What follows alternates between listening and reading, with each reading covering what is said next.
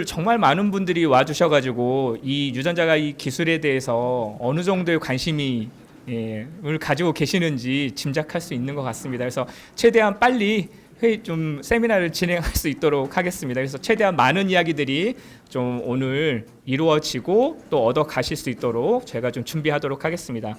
제일 먼저 산업통상부 바이오융합산업과장님이신 최광준 과장님께서 인사말 있으시겠습니다. 네, 방금 소개받은 산업통상부 바이오융합산업과장입니다.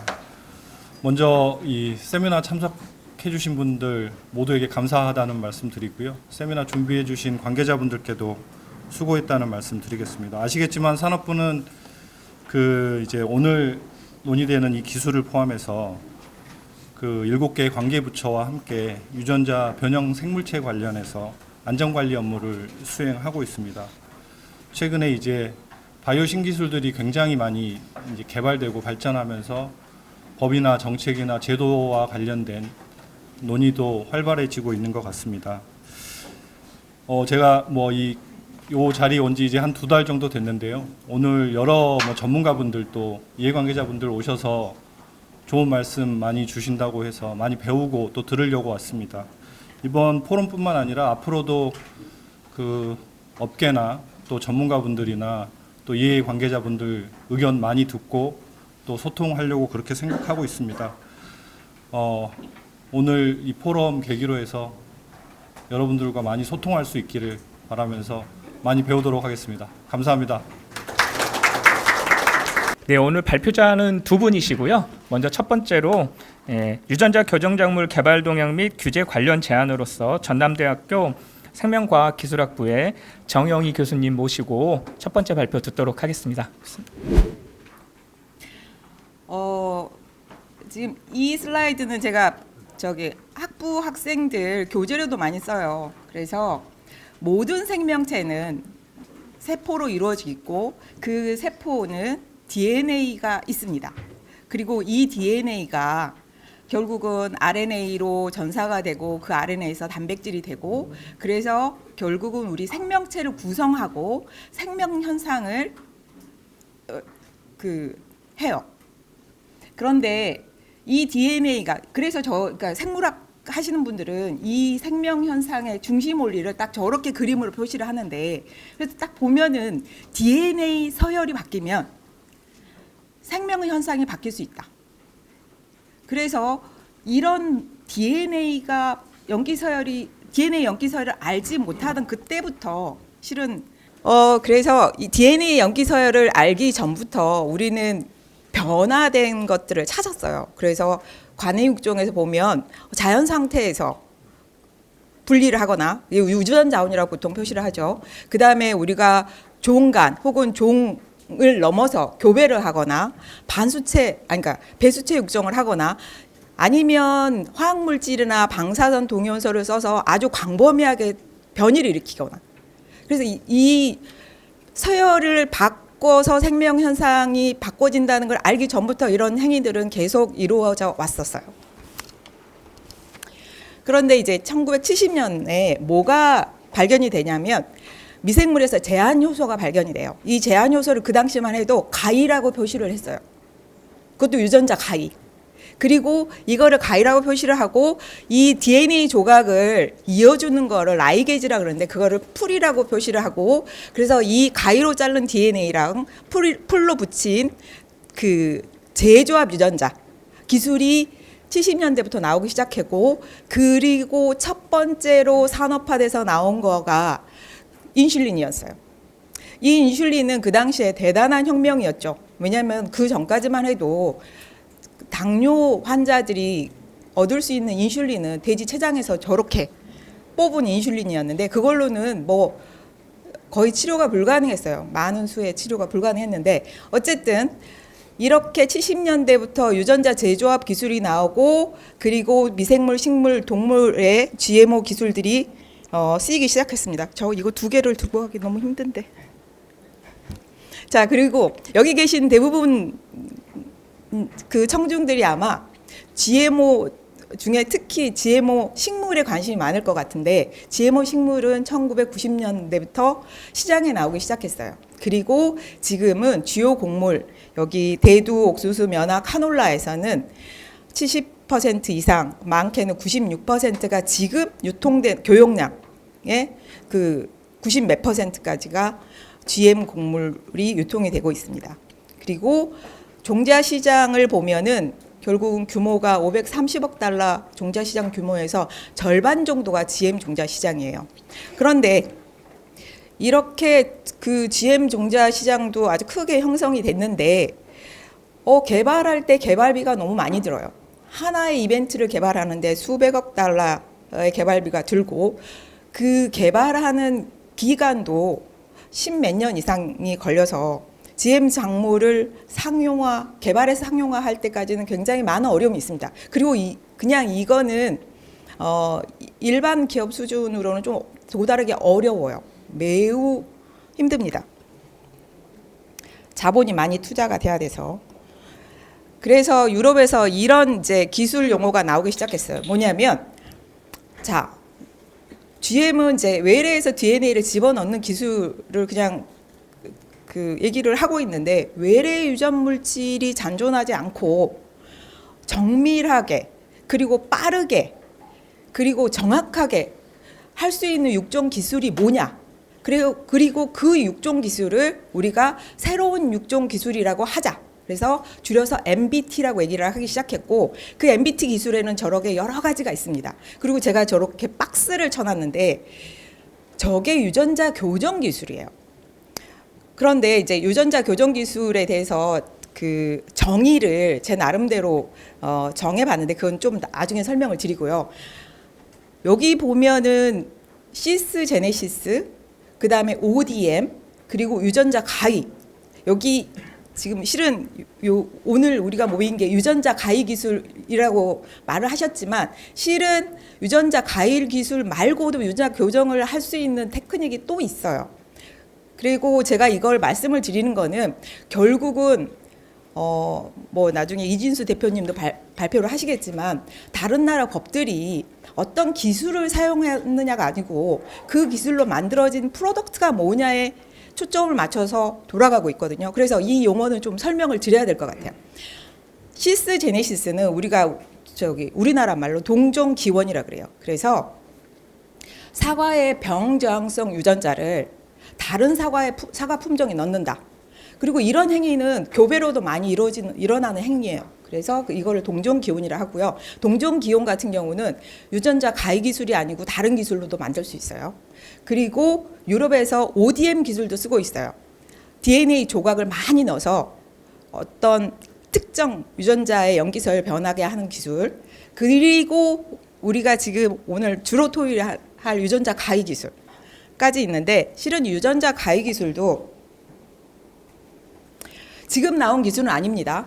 꽤 오래전에 나온 기술인데, 그 유전자 가위 기술로 하고 싶은 일들은 뭐냐면, 외부 유전자의 삽입 없이 정교하게 나쁜 형질을 제거하거나 형질을 더 좋게 하거나 혹은 좋은 형질을 발현시키도록 하는 일들을 하고 있는데, 유전자 가위 기술은 우리가 지금 얘기하는 크리스퍼 카스 말고도 징크핑거나 탈렌 유전자 가위 기술이 많이 있었어요. 근데 그거를 상용화하기 좀 어려웠던 이유는 그게 벡터를 맞는데 매우 비싸다.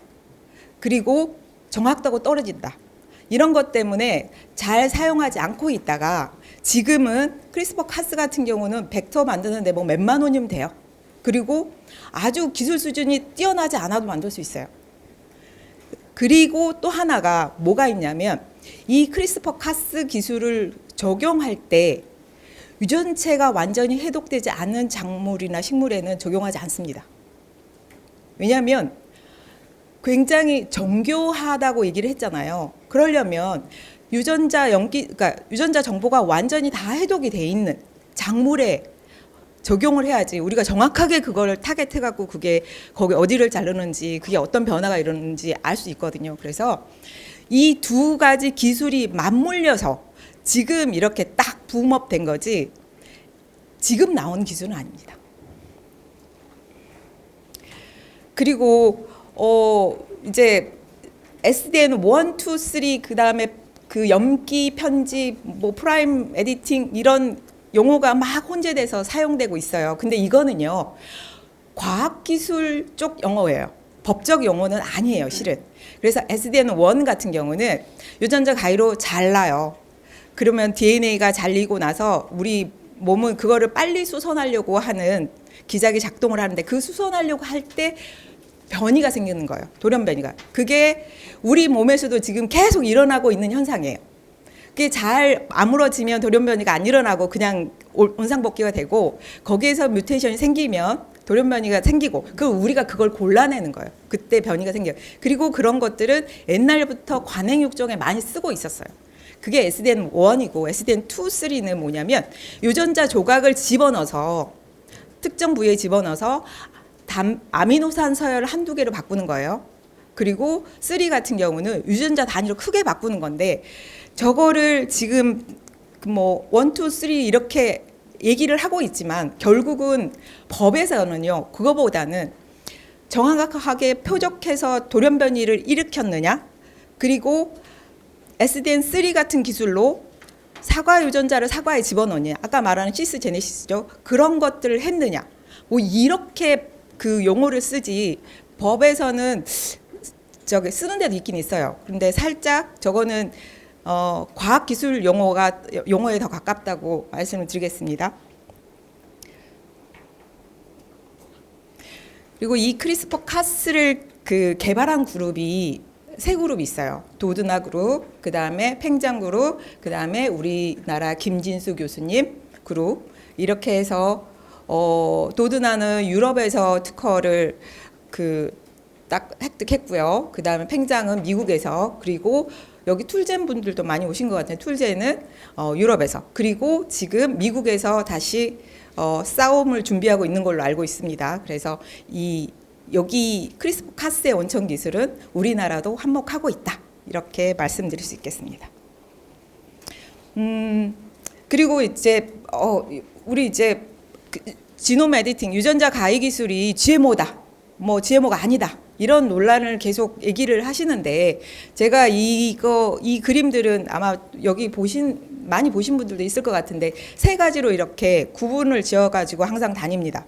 관행육종, 아까 설명을 드렸죠. 우리가 분리육종을 하거나 교배를 하거나 방사선 동위 원소를 써서 혹은 케미칼을 써서 돌연 변이를 일으키거나 하는 것들을 통칭해서 관행육종이라 하고요. 실은 우리나라 지금 품종 개발은 대부분 이걸로 하고 있어요.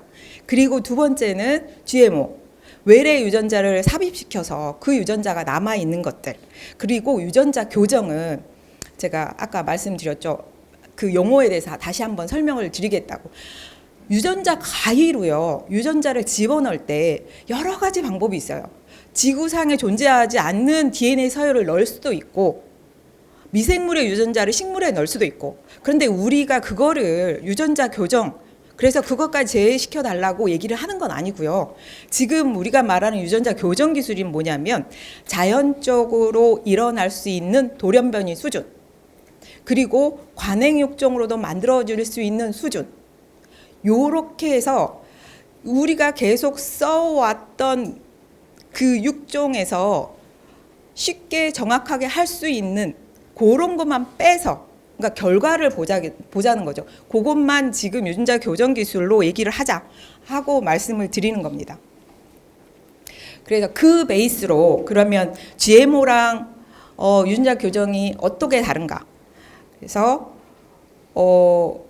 외래 유전자가 포함이 됐느냐, 안 됐느냐, 그리고 관행육종으로 개발이 가능하냐, 아니냐, 그리고 여러 가지가 있겠지만 적용 작물을 보시면 GM 개발에는 굉장히 많은 비용이 들고 그 다음에 기간도 오래 걸려요. 그래서 주로 상품성이 있는 큰 작물, 그 다음에 세계 시장에 나갈 수 있는 곡물에 주로 GM을 만들었어요. 그리고 요즘은 새로 개발되는 GM 자체가 그리 많지 않은 걸로 알고 있어요. 워낙 기간이 길어서. 그래서 대두, 옥수수, 면화, 카놀라가 주고, 그 다음에 유전자 교정 작물은 보면 쉽게 만들 수 있는 기술이라 그랬죠. 그래서 채소, 곡물, 두류, 뭐 과일 다양하게 유전자 교정 작물을 개발하고 있어요. 실제로 제품으로 나온 유전자 교정 작물을 보면 카놀라, 그다음에 겨자채, 상추, 뭐 양송이 여러 가지가 있는데 토마토도 있고요. 여기 보면 일본의 가바 토마토도 시장에 나온 걸로 되어 있습니다. 그리고 아직 시장에 나왔지 않지만 각국의 그 규제제에 확인된 유전자 교정 작물이 있어요. 미국에는 200개가 넘고요. 그다음에 브라질도 꽤 많고 호주, 일본도 아주 많아요. 일본은 특이하게 식물과 동물이 다 있습니다. 그리고 영국도 있고 필리핀도 5개 이상 있어요. 그리고 아르헨티나도 있고 그래서 여러 나라에서 지금 GMO로 규제 제한다는 유전자 교정 작물들이 이렇게 올라와 있습니다. 그리고 그럼 국가별로는 어떻게 이게 유전자 교정 작물을 GMO로 보느냐, 넌 GMO로 보느냐에 지금 저기 초록색을 가져왔어요. 초록색은 약간 그린라이트는 긍정적인 거잖아요. 제가 이걸 연구 개발하는 입장이니까 규제가 제외된 거를 그린으로 표시를 했는데 이게 해년마다 그린의 포션이 굉장히 넓어져요. 그래서 지금 2025년 봄에 나온 것들 보면 대부분의 그러니까 그 농업국가에서는 지금 그린으로 돌아섰고요. 지금 연두색이랑 노란색은 뭐냐면 법안이 상정돼 있는데, 그리고 빨간색은 유일하게 지금 남아공만 있는데 거기는 GMO로 규정하고 있는데, 그리고 보라색은 중국이에요. 보라색은 중국인데 중국은 조금 이상해요. GMO라고 하면서 이름도 달리 쓰고 그다음에 그 프로세스도 굉장히 간단하게 바꿔버렸어요. 그래서 중국은 보라색이긴 하지만 살펴봐야 되는 나라고, 그리고 저기 제가 나라별로 검정색으로 표시한 데도 있고 그다음에 블루로 표시한 데도 있는데, 그건 뭐냐면 우리나라는 LMO법이 카르테나 바이오 세이프티 의정서 가입국이고 그 기반으로 LMO법을 만들었어요. 그리고 저 파란색으로 표시한 나라도 마찬가지예요. 우리랑 같이 같은 바이오 안전성 의정서 당사국들이에요. 그런데 그 나라들이 어떤 나라는 GMO로 규제를 안 하겠다고 얘기를 했단 말이에요. 그래서 그게 어떻게 이루어진 일인지 한번 살펴봐야 될 필요가 있습니다. 그래서 주요국의 유전자 교정 작물 GMO 규제에서 제외한 정책의 근거 및 방식을 한번 봤어요. 디테일하게 각 나라별로는 이 다음에 이준수 대표님이 하실 거고요. 저는 그냥 넓은 의미에서 봤습니다. 대부분 1번이 그거예요. 안전성 소관 기관에서 과학적 검토를 했어요. 영국이나 유럽이나 일본이나 캐나다, 뉴질랜드, 그러니까 호주에서는 이것들이 전통 육종 작물에 비해서 리스크가 클 가능성이 크다는 과학적 근거가 없다. 그 다음에 중요한 게 3번인 것 같아요. 저는 전통 육종 작물과의 기술적 구분이 어렵다. 여기 저는 어렵다고 썼는데 어려운 것보다 거의 불가능하다라고 말씀드리고 싶은데, 그거는 이제 아니라고 생각하시는 분도 있기 때문에 매우 보수적인 단어로 가져왔습니다. 그리고 두 번째, GMO하고 명칭을 구분해서 사용하고 있다. 그리고 기존 GMO 법규의 하위 규정을 만들거나 고쳐서 사용하는 나라도 있고요. 그리고 새로운 법을 만드는 나라도 있어요. 영국 같은 경우도 새로운 법을 만들었고, 유럽은 지금 특별법으로 제정하고 있는 중이에요. 그리고 유럽 같은 경우는 나중에 말씀드리겠지만 이 규제를 제외한다는 그 카테고리를 굉장히 명확하게, 그다음에 아주 넓은 범위에서 제외를 시키는 카테고리를 만들었더라고요. 이것도 우리가 좀 유의 깊게 봐야 될 것 같습니다. 그리고 유전자 교정 작물 시판전 사전 검토제를 운영하는 방식도 국가별로 달라요.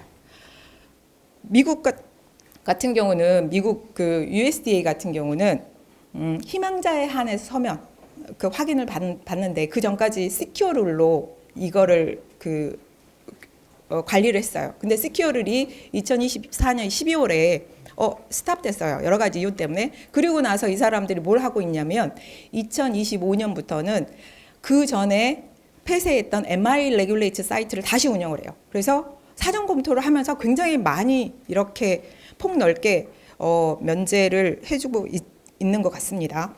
그리고 자발적 사전 검토, 일본인데 실은 자발적 사전 검토라고 하긴 했지만 사전 검토예요.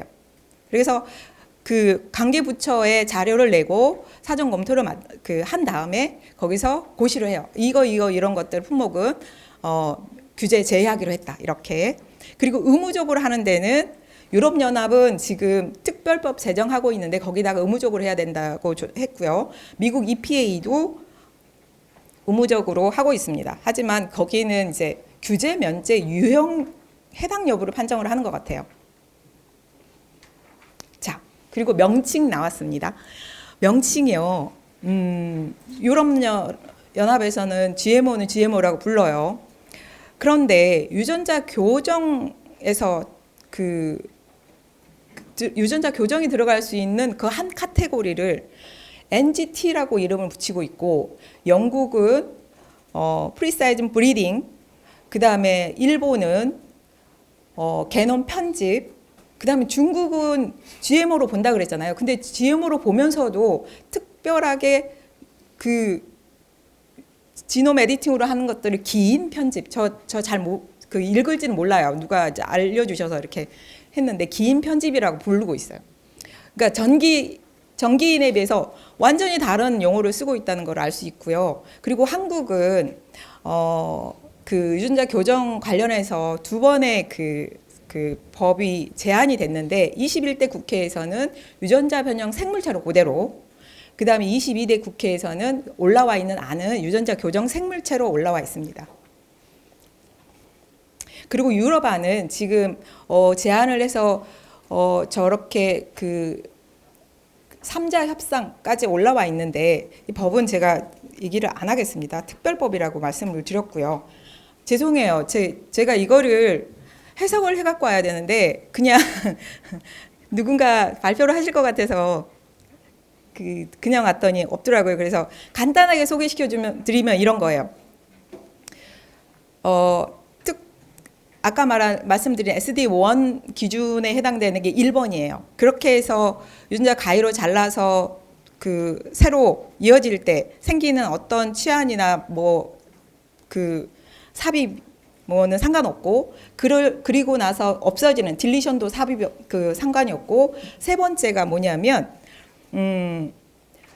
이런 거예요. 브리더스 진풀이라는 단어를 좀 집중해서 보셨으면 좋겠어요. 이게 뭐냐면 교배 집단, 유전자원, 자연 상태에서 있는 유전자들을 가지고 그걸 가지고 삽입을 했거나 혹은 치환을 했거나 그랬을 때는 자기네들은 관행유기종이랑 똑같이 정의를 하고 규제를 하지 않겠다는 거예요. 이게 EU에서 내놓은 규제 제외하는 카테고리예요. 굉장히 넓어졌죠. 결국은 뭐냐면 자연 상태에 있는 유전자들, 그리고 우리가 이때까지 육종을 하면서 우리가 모아놓은 유전 자원들, 그 안에 있는 유전자들은 사용할 수 있다는 거예요. 그래서 그리고 흔히 일어나는 이런 전이나 그리고 다른 데 붙는 트랜스로케이션들도 허용하겠다 하고 제안을 하고 있습니다. 거기 제안할 때 저 꼭 위에 보면 컨벤셔널 플랜트, 뭐냐면 EU도 식물이 먼저 가고 있어요. 그리고 아주 잘 정리를 했고요. 우리나라 법은 실은 21대에 정부 입법안이 올라왔어요. 근데 정부 입법안이 올라와서 신규 유전자 변형 생물체에 대한 사전 검토제고, 그래서 외래 유전자가 없고 최종 산물의 외래 유전자가 없고 이런 식 몇 가지 카테고리에서 우리가 유해성 심사 몇 가지를 제외한다, 이렇게 법안이 올라왔는데 아마 이 법안은 개발하시는 입장도 그 다음에 시민단체도 전부 다 환영하지 않았던 것 같아요. 왜? 지금 신규 유전자 변형 생물체 LMO라는 단어를 그냥 계속 쓰고 있거든요. 그리고 22대 국회에 제출되어 있는 법률안은 유전자 교정 생물체라는 단어를 쓰고 있어요.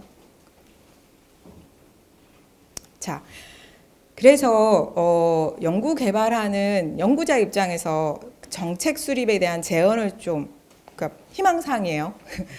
희망사항을 말씀을 드리면 유해성 기준으로 판단했으면 좋겠다.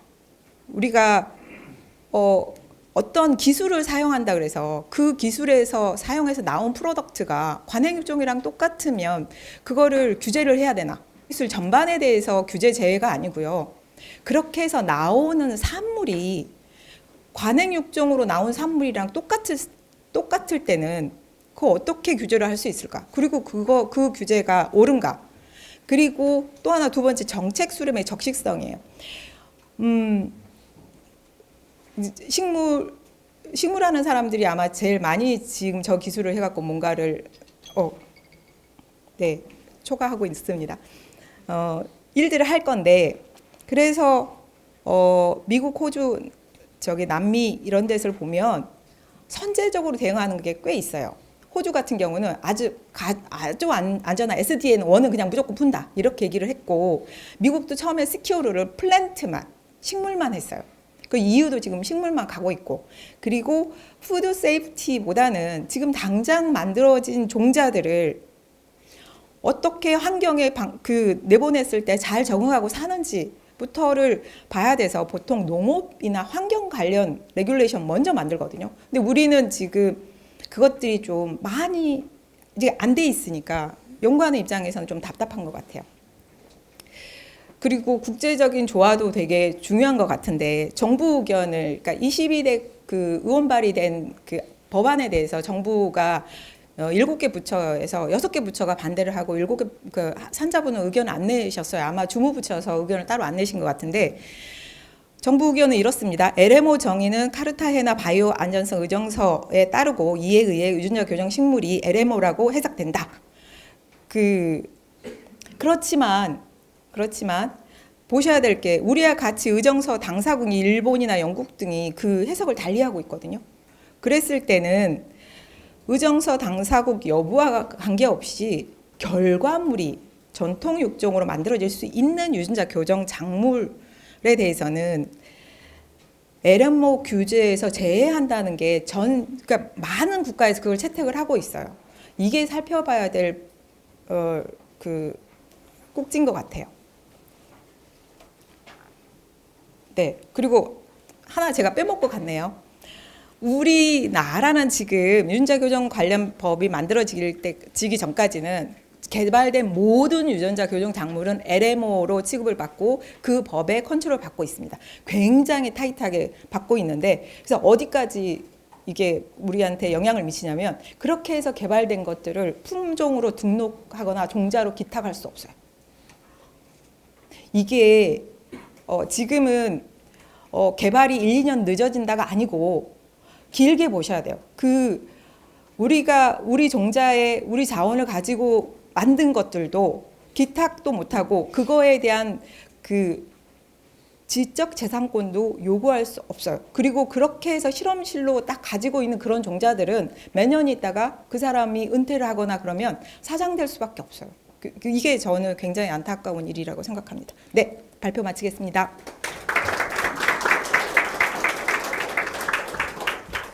네, 안녕하세요. 저는 INI 리서치의 이진수라고 합니다.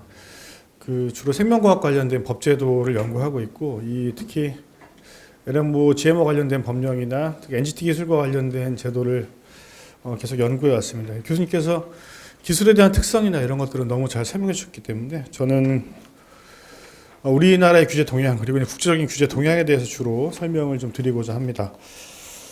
말씀드릴 순서는 일단 기본적으로 우리 법의 현행 체계가 타당하냐 이걸 변론으로 하고 법률의 가장 1번 해석은 물리적 해석 아니겠습니까? 이제 글자 그대로 해석했을 때 유전자 교정, 가위, 편집 산물이 어디에 들어가느냐 일단 그걸 볼 거고 그다음에 주요국의 규제 동향은 교수님이 소개해 주신 미국은 이제 시큐어 룰이 이제 가장 유명한 가장 이제 좀 주목받는 룰이었죠. 그러니까 이 규제를 확 완화해 주네, 되게 좋은데 이런 느낌이었는데 무효 판결이 있었잖아요. 그러니까 딱 심정적으로 드는 느낌은 야 이거 위험하니까 이거 다시 규제하네 그런 취지가 전혀 아닙니다. 이거는 절차법적인 위반의 문제예요. 그렇죠? 그리고 EU NGT 야 이것도 법안만 있지 통과가 안 되는 거 아니야?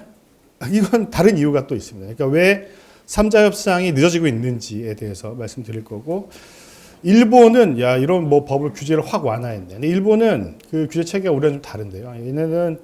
얘네가 아니고 이분들은 행정 규칙을 가지고 뭘 많이 해요. 근데 이 행정 규칙의 법적 근거가 명시적으로 법령에 없는 경우들이 많습니다. 그걸 좀 설명을 드릴 거고, 호주나 아르헨티나도 이제 규제 완화죠. 근데 절차에 대해서 좀 말씀드리고, 그 우리나라 법 개정 동향 및 시사점은 아까 말씀드린 최순실 의원안이랑 그 전에 있었던 정부 발의안에 대해 설명 좀 드리려고 합니다.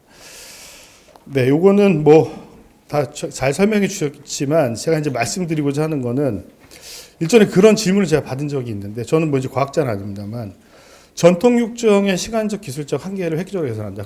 그런데 결과물은 같아. 이거 구별도 못해. 디텍팅이 안 되잖아. 근데 어떻게 규제할 거야 니네가? 라고 물어보십니다. 근데 그건 좀 다른 문제 같아요. 그러니까 예를 들면 시큐어룰은 법률적인 근거가 있었지만 그 전에 MI 레귤레이티드는 법적인 근거가 없어요. 그냥 행정 절차상의 어떤 권고입니다. 너 면제 받고 싶어? 그럼 확인받으러 와. 약간 이런 거거든요. 그리고 안 해도 되었고. 근데 이제 문제는 뭐냐면 안 했는데 나중에 문제가 생기면 어떻게 되는 거죠? 그거죠. 그러니까 우리나라도 만약에 이제 규제를 정부나 아니면은 그 규제 기관이 디텍팅을 뭐 근본적으로 할 수 없다 손 치더라도, 만약에 나중에 그게 문제가 돼서 어떤 손해가 사고가 발생한다면 그건 책임을 져야죠. 그러니까 그거는 정부가 디텍팅 할 수 있어 없어가 규제가 가능해 안 가능해의 문제는 저는 아니라고 생각합니다. 그리고 대부분의 사전 검토 절차를 거치는 국가들도 제출하는 자료를 실증하는 게 아니에요. 그 과학적인 그 다큐멘트가 그냥 제대로 됐는지 그냥 보는 거 정도거든요. 그러니까 그런 거에 대한 말씀 드리고 싶고, 그리고 이 뒤에서 말씀드리겠습니다만 이게 요런 데서 혁신을 가져올 수 있잖아요. 그거는 누구도 부인할 수 없겠죠. 근데 지금 우리가 말하고 있는 위험성이라고 하는 것이 정말 실존하는가에 대한 과학적인 데이터를 바탕으로 한 논의가 더 돼야 되는 거고, 물론 어떤 법안이든 통과될 때 100% 동의하는 법안은 없습니다. 하지만 그 수기 과정이 충분해야 된다는 거는 뭐 충분히 동의가 될 거고, 그리고 이겁니다. 규제 불확실성이 글로벌 혁신을 저해한다. 발전을 저해하고 있는 거죠. 이거는 완전히 동의합니다. 왜 그러냐면 GMO랑은 좀 다른 얘기 같아요. GMO는 우리가 수입국이냐 수출국이냐 이런 얘기를 우리가 나눠서 할 수 있는데, 이건 기술의 문제잖아요. 그렇죠? 좀 달리 봐야 될 것 같다는 생각이 들고, 다음 페이지 넘어가시면은, 그래서 우리가 이제 제가 볼 게 주로 요거고, 주로 논의되는 대상이 이거거든요. 요거 프로세스 기반이냐 산물 기반이냐. 그러니까 공정 자체가 기술을 이용한 거면 규제를 시작을 할 거냐. 그리고 산물 기반이라는 거는 뭘로 가지고 만들어진지는 모르겠지만 만들어졌는데, 야 이거 기존에 전통 육종이랑 똑같네. 전통 육종 규제 안 하잖아. 예를 들면 제가 뭐 과학적인 거 잘 모릅니다만 그 왜 종자 방사선 쐬서 뭐 돌연변이 유도하고 하잖아요. 그 규제 1도 안 하잖아요. 그거 왜 안 합니까? 나는 그냥 막연히 방사선 되게 위험한 것 같은데 왜 안 하죠? 오랜 역사적 경험으로 그게 안전하다고 사람들이 받아들이고 있다면서요. 그게 사회적 수용성의 문제거든요. 그러면 지금 이 NGT 기술도 산물 기반이라고 하더라도 사회적 수용성이 그렇게 긴 시간이 좀 필요할 것 같지 않아요. 과학적인 논의가 이루어진다면, 교육 확보된다면 가능하지 않을까. 사회적 수용성이라는 것도. 그리고 SDN 1, 2, 3로 이제 분류해서 하고는 있지만, 뭐 가장 뭐 기본적인 건 이거죠. 외래 DNA가 삽입 여부, 그리고 이게 잔존하고 있느냐가 가장 핵심적인 규제 기준이라고 볼 수가 있고, 그리고 EU도 그렇고, EU는 이제 뭐 법안은 있습니다만 요거죠. 요거 사전 예방의 원칙, 요거는 우리 법만 볼 부분은 아닙니다. 지금 최근에 저는 이제 다른 법들도 법령 개정안을 계속 만들고 있는데요. 완벽한 사전 예방은 없습니다. 없고, 지금 지금 현 정부도 그렇고 전 정부도 그렇고 규제 완화의 초점은 필터링을 다 거친 규제 예방이 아니라 사후 규제에 중점을 두는 방식인 거거든요. 근데 왜 우리 법에서만 이런 논의가 좀 지지부진한지는 좀 돌아볼 필요가 있다는 것. 네. 그래서 보시면은 일단 기술로 봤을 때 요 세 가지 중에서 뭐 이렇다고 합니다. 요거는 이제 저보다 더 잘 아실 거예요. SDN1, 그 과학적 구별, 요거죠. 이제 전통 육정과 산물 기준을 했을 때 전통 육종으로 인한 산물과 과학적 구별이 어렵다. 그러면은 규제 안 하겠다. 이런 것들은 뭐 대세인 것 같고, 그리고 SDN2라고 하더라도 이 결론이 같으면, 그러니까 유전자가 잔존하지 않으면 완화 대상으로 보는 것 같습니다. 그러니까 요거거든요. 여기 내려와서 왼쪽 박스에 보시면 재래 육종과의 동등성인 겁니다. 근데 이거를 내가 이걸 개발해서 이거를 뭐 유해성 심사나 뭐 RA를 받으려고 할 때 내가 쓰는 기술에 대한 건 낸단 말이에요. 미국도 그렇고 유럽도 그렇고 일본도 그렇고. 근데 그거를 정부가 어떻게 다 검증하겠어요? 그건 못 하거든요. 근데 그러면은 그걸 뭐 필터를 안 한다는 거냐? 그게 아니죠. 나중에 문제가 생기면요. 문제가 생기면 충분히 규제할 수 있는 방안은 저는 뭐 제가 너 뭔데 그러면 당장 대답할 수 없겠지만 충분히 고민해 볼 수 있다고 생각합니다.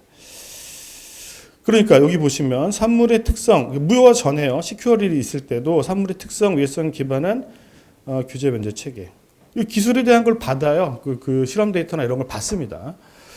보고서 판단하는 거죠. 그리고 그러니까 얘네들은 어쨌든 했다가 무효, 법안은 다 나와 있음, 조문 하나하나 모든 스테이크홀더들의 의견을 다 받은 법안이 계속 검토되고 있고요. 일본은 어쨌든 행정규칙이지만 제도가 개정이 됐고, 우리는 논의가 진행 중인데 제 생각으로는 제가 이제 타법, 뭐 환경 관련된 법, 다른 위성 관련된 거, 통신 관련된 규제법들도 연구를 하고 있는데 우리 법은 사실 개정이 참 어려운 것 같아요.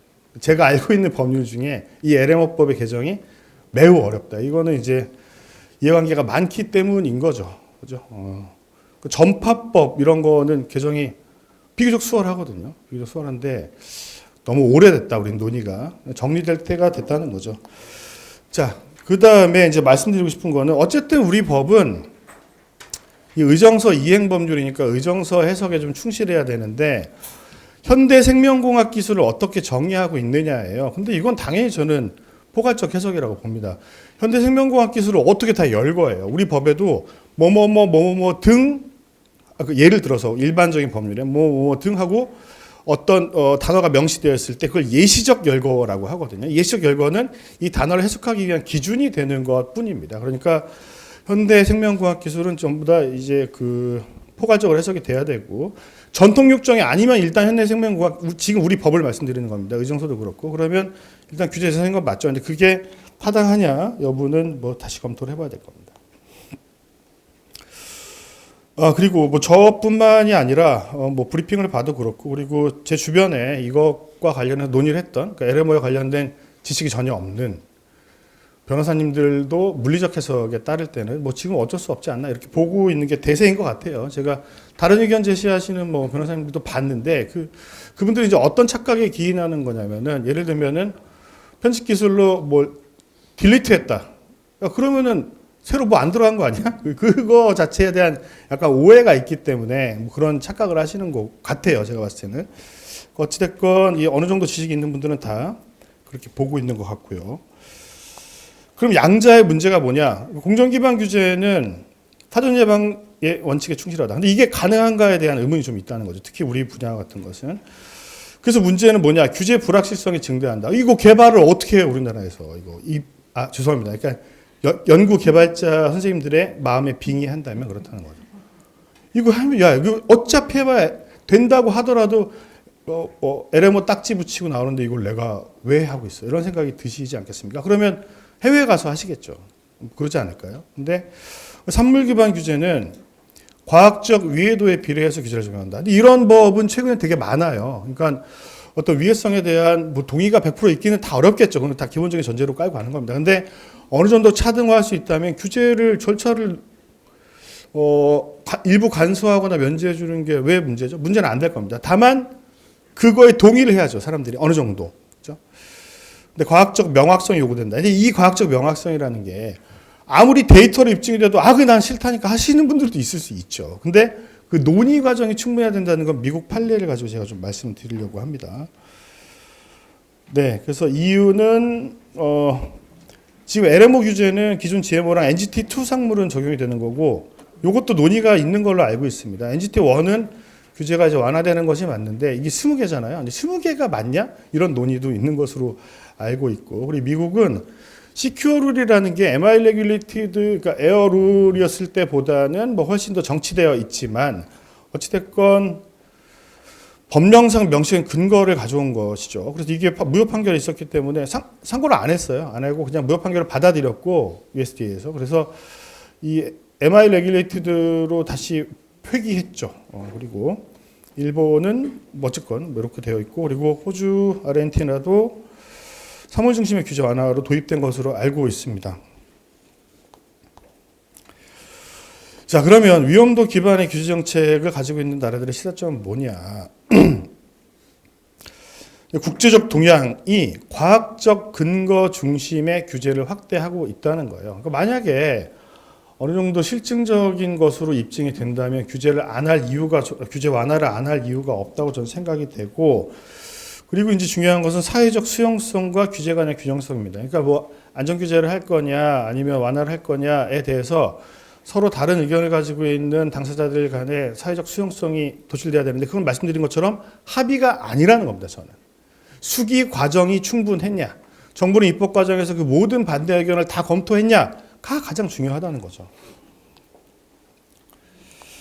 네, 그래서 미국을 보시면 좀 간단히만 설명을 드리면, 원래 그냥 제가 아까 말씀드린 것처럼 해석상 운영하다가 요걸 도입했는데 요게 무효 판결이 됐어요. 근데 보시면 연방 지방법원 판결이고요. 행정 절차법 위반입니다. 여기서 말하고자 하는 것은 뭐냐면, 얘네가 말하는 거는 사회적 수용성을 충분히 확보하지 못했다의 근거가 과학적 기반의 데이터를 다 검토한 게 아니다예요. 똑같은 말이거든요.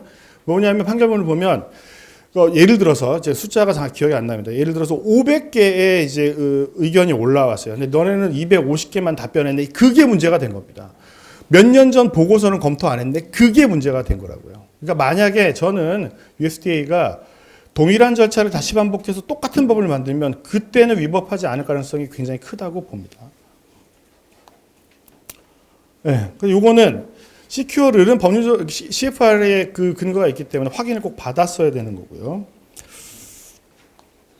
무효 판결이 요겁니다. 요거 보시면은 과학적 근거 및 의견 수렴 절차가 미흡했다. 그리고 이때 이 소송을 제기한 원고들을 보면 유기농 재배 관련된 운동을 하시는 분들이었고, 유사한 소송을 여러 개 제기하셔서 이것도 승소 판결을 받으신 겁니다. 네, 전망은 그러니까 우리한테 주는 시사점은 아주 명확한 것 같아요. 그러니까 과학적 근거에 대한 충분한 논의가 정부 차원에서 계속 돼야 되고, 그 과정에서 오는 서로의 질문과 응답에서 사회적 수용성이 저는 발생한다고 보여집니다. 모두를 설득시킬 수는 없겠지만. 자, 그리고 이유도 보겠습니다. 이유도 보면 예전에 판결은 아실 겁니다. 사법재판소에서 GMO에 해당한다고 봐서 문제가 됐고, 그 이후에 과학적인 논의를 쭉 거치다가 이걸 법안으로 만들어낸 것이죠. 그렇죠? NGT 1, 2 식물만입니다. 물론. 근데 NGT 1은 규제 대부분이 면제가 됩니다. 근데 자, 대부분이라고 말씀드린 이유는 뭐냐면, 아까 말씀드린 전통 육종과 같은 아주 오래 축적된 그런 안전성이 없기 때문에 추적은 계속하겠다는 겁니다. 추적은. 그건 다 필요한 것 같아요. 그렇죠? 자, 그래서 3자 협상에서 지금 왜 이거 안 되냐 보시면, 의회는 공급체인 전체 추적성 표시임을 요구하고 있고요. 그리고 이사회나 집행위는 종자 수준의 투명성만 중심으로 두고 있고, 유기농 업계나 소비자 단체는 정보 확보권을 아예 쟁점화시키고 있습니다. 그러니까 이게 좀 지연될 가능성이 좀 있고, 뭐 QR코드 기반 디지털 정보 제공 시스템 도입이 절충안으로 지금 올라와 있는 것으로 알고 있습니다. 어쨌든 표시를 하자는 거죠. 그 다음에 특허 지적자산권입니다. 이것도 이제 타협이 이루어지지 않는 것 중에 하나인데, 의회는 NGT 산물 특허 금지입니다. 특허하지 말자라고 하고 있는 거고, 집행위원회는 기존의 특허법에 따라서 특허를 유지할 수 있도록 해주자라는 것이고, 이사회는 뭐 특허는 특허지만 투명성과 공정 라이선스를 좀 중시하자라는 의견이 충돌하고 있는 것으로 보여집니다. 그러니까 잘 안 되죠. 그리고 쟁점 3은 유기농 재배 금지에 대한 것인데, 뭐 둘 다 안 됩니다. NGT 1, 2 전부 다 안 되지만, 그리고 특히 회원국 재배 금지 옵션 권한과 관련해서 이사회는 재배 금지권과 공존조치 도입을 전부 다 같이 제안했어요. 회원국별로 알아서 하라는 것이고, 프랑스와 독일은 이걸 강력히 지지하는 반면 집행위는 단일 시장 파편화. 야, 그럼 시장이 또 쪼개지는데? 이거를 우려하고 있는 거죠. 그죠? NGT 상세 기준, 그러니까 요거 20개가 요거로 본다는 건데, 그쵸? 근데, 앱사의 의견은, 이거 간주할 과학적 근거가 있어 라고 보는데, JRC에서는 20개 미만 염기쌍은 게놈 내 유사서의 존재 가능성이 좀 높다라고 얘기하고 있습니다. 이것도 이제 논의가 좀 있는 것 같고요. 뭐가 이제 맞는지 저는 잘 모르죠. 모르지만. 네, 일본은 카르테나 법이라고 하지만 법률 수준의 근거가 있는 것은 아니기 때문에 우리랑은 좀 다르다라는 것이고 외래액산 미잔류 산물은 아예 규제 대상이 아닙니다. 하지만 국가정보공개 사전 상담 자료 제출 의무가 있다. 자, 이거 그냥 임의로 하는 거 아니야? 아니요. 고시에 절차가 있고 일본의 법률 특성상 사업자들이 이걸 거스르기는 어렵습니다. 그러니까 전체가 다 관리되고 있다고 보시는 것이 맞겠고요. 그리고 이거 증빙자료 내거든요. 뭐 이거 미잔존하고 있다는 증빙자료를 내는데 이거 절차를 저희가 봤는데 이거 뭘 과학적으로 다 실험하거나 그런 건 절대 아니고 서류 검토, 리뷰 수준의 검토인 것으로 보입니다. 그리고 이것도 여기 사전 상담도 뭐 이걸 뭐 위반했다고 해서 법률적으로 큰일 나는 것은 아니지만 일본의 특성상 전부 다 지켜지고 있을 것이라고 보여집니다. 법령 수정이 아니지만 행정 규칙은 있는 것이니까요. 그리고 호주나 아르헨티나의 경우에도 호주는 이제 잔존하지 않는다면 GMO 정의에서 제외하고 있는데 제가 이제 맨날 요거 발표하러 다니거나 토론하러 다니면 느낀 건데 법에서 LMO를 어떻게 정의하고 있느냐, 법에서 GMO를 어떻게 정의하고 있느냐, 법에서 LMO의 범위가 뭐냐, 과학적인 근거와는 관계가 없습니다. 그거는 정책적 판단이에요. 예를 들면서 법에서 뭐가 아닌데 이걸 뭐로 간주한다고 그러면 왜 아닌데 간주하냐? 동일하게 규제하려고 하는 거죠. 이 법에서는 사과를 수박으로 본다.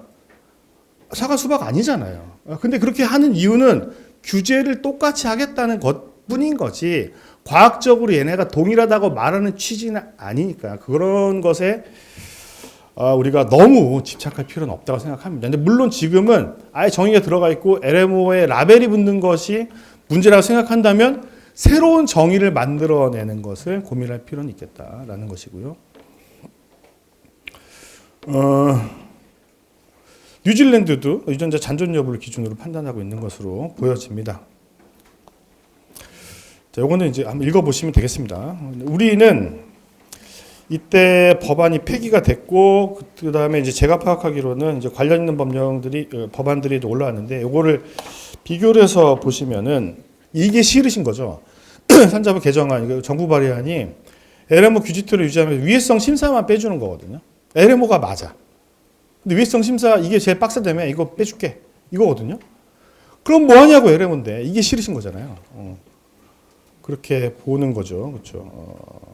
그리고 최수진 의원님 안은 GEO를 정의를 따로 하잖아요. 그러면 LMO에서는 이제 벗어나는 거죠. 그리고 법 절차가 다 빠지는 거니까. 근데 다만 얘도 그렇고 어떤 걸 심사를 면제할 거냐, 어떤 것을 여기까지 포함될 것으로 볼 것이냐라는 것을 이제 하위 법령단에 넘어가야 되는데 거기에 대해서는 논의가 있어야죠. 근데 문제는 뭐냐? 이 법률안 자체가 통과가 안 되기 때문에 하위 법령 안에 들어갈 내용을 논의조차 못하고 있다는 게 안타까운 거죠. 제 생각으로는 그렇습니다. 제 개인적인 짧은 생각입니다. 이게 이제 그 행정법 학자들이 말하는 비례 원칙에 기반한 규제냐의 핵심은 사회적 수용성입니다. 이 사회적 수용성은 말씀드린 것처럼 100% 동의하는 건 당연히 아니고 얼마나 아까 미국 사례에서 보셨다시피 얼마나 오래된 수기 과정을 거쳤느냐 아니면 모든 의견을 다 받느냐가 중요하다는 거죠. 그렇죠? 이런 논의의 장이 계속될 필요가 있다고 생각이 됩니다.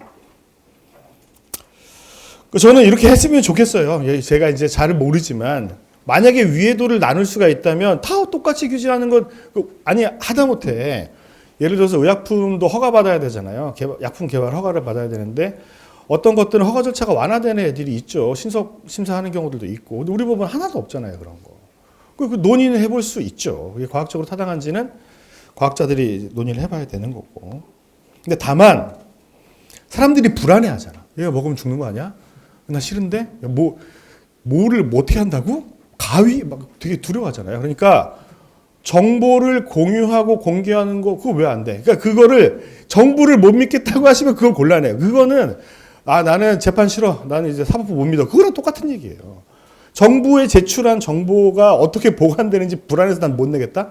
그거는 논의가 안 되는 거죠. 물론 기업 비밀 정보에 대한 예를 들면 화학물질 수입할 때도 관련된 자료 다 내잖아요. 삼성이든 LG 다 냅니다. 근데 가서 화학물질 안전원 가서 보면 블랭크 된 거 다 완벽하게 가려져 있어요. 근데 그게 잘 된다고 믿으셔야죠. 안 되면 나중에 정부를 네. 그러니까 그런 걸로 못 내. 이러면 안 된다는 거죠. 그러니까 대중들이 정보에 대한 공개에 의지가 있다는 걸 동의하냐 이 정도의 논의가 필요하다는 겁니다. 자, 어쨌든 간에 이걸 표로 얘기해 보면 여기 이제 제가 한 얘기를 초기 논의 단계다. 늦어요. 맞잖아요. 그걸 부인할 거예요? 이거는 뭐 부인할 여지가 없다. 늦다라는 것이고요. 네, 저는 뭐 제 의견보다는 뭐 국제적인 논의를 바탕으로 말씀을 드렸습니다. 네, 감사합니다. 이상입니다. 네. 오늘 좋은 발표 두 분 들었는데요. 앞으로 한 50분 정도, 55분 정도 토론 시간을 갖도록 하겠습니다. 그래서 일단 이 패널로 참석해 주신 분들에 대해서 잠깐 인사드리도록 하겠습니다. 옆에서부터 자연생활 과학코디의 임명호 대표님 인사해 주시고요. 그 다음에 옥시팜의 김현희 대표님이십니다. 수일젠의 조준성 상무이사님이시고요. GMO 반대 전국행동의 문재영 상임집행위원장이십니다. 그다음에 전국여성독립회 총연합 심지연 사무총장님이십니다. 네, 발표자분은 아까 소개했으니까 생략한 걸로 하고요. 오늘 토론 시간이 한 50여 분 있지만 상당히 짧습니다. 그래서 제가 조금 시간 조절을 해야 되니까 우리 패널 분들이나 발표하시는 분들을 좀 잘 따라주시길 부탁드리겠습니다. 앞으로 어떻게 진행할 거냐면 제 자출서 요 자료지 순서대로 하겠습니다. 자료지 순서에 따라서 다른 분한테 3분 정도씩 드리겠습니다. 그리고 3분 정도로 딱 요약해서 본인의 의견을 발표를 좀 해주시면 될 것 같고요. 나머지 시간은 상호간의 토론 또는 플로어에서 질문이나 의견을 주시면 듣는 것으로 하겠습니다. 모든 질문과 답변은 아까 말씀드린 3분 내로 이렇게 좀 해주시면 가장 좋겠습니다. 예, 그럼 시작하겠습니다. 첫 번째로 순서가 조준성 상무이사님이시죠? 예. 예, 안녕하십니까. 주식회사 풀젠에서 법무 대외협력실을 맡고 있는 조준성 변호사입니다. 3분이라는 말씀을 듣고 나니까 마음이 급한데 저는 토론이 서로의 입장의 차이를 확인하는 게 큰 의미가 있다고 생각합니다. 그래서 제 입장이 생각이 다른 분들과 어떤 차이가 있는지 좀 주장과 전제 조건을 말씀드리려고 하고요. 주장은 발제문 제목에 있는 것처럼 규제 혁신을 통해 유전자 교정 산업을 육성하자는 것입니다. 첫 번째 전제 조건은 기후변화, 식량위기 대응에 첨단 과학기술이 활용이 필요하다는 것이고 이 점은 많은 분들이 동의해 주실 거라고 생각합니다. 두 번째 전제 조건은 첨단 과학기술 중에서도 우리나라가 원천 기술을 갖고 있는 유전자 가해 기술을 활용하는 게 우리나라 산업 발전에 도움이 된다고 생각합니다. 특허 얘기도 앞에서 해주셨는데 지금 UC 버클리 그룹과 브로드 연구소 그룹 그리고 우리나라 풀젠이 미국 특허청의 접촉 심사 제도를 통해서 성발명자 지위를 두고 치열한 경쟁을 벌이고 있습니다. 그리고 첨단 미래 기술에 대한 세계의 과학기술 패권 전쟁 속에서도 유전자 교정 산업이 그 핵심 분야 중에 하나입니다. 미국이나 일본같이 주요국들은 GEO 산업화를 적극 추진하고 있는데 우리나라는 아직까지 규제 프레임워크의 모호성으로 그런 성장 동력이 제약받고 있습니다. 이 오늘 얘기하고 있는 LMO법이 정식 명칭은 그 유전자 변형 생물체의 국가 간 이동에 관한 법률입니다. 그 법률 1조 목적에 보면은 카르타나 의정서 시행사항도 있지만 이 유전자 변형 생물체의 생산이라든지 수입, 수출, 유통에 관한 안전성을 확보하기 위한 필요한 사항들도 정한다고 되어 있습니다. 제 첫 번째 이 산업을 발전시키기 위한 제안으로는 GEO는 GMO 규제에서 제외돼야 한다는 것인데요.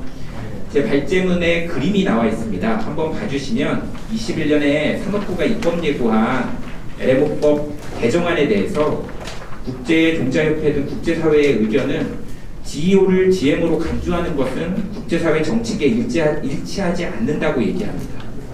그래서 저희가 해외와 무역을 하기 위해서나 글로벌 규제 조화 측면에서 GEO는 GMO 규제에서 제외돼야 됩니다.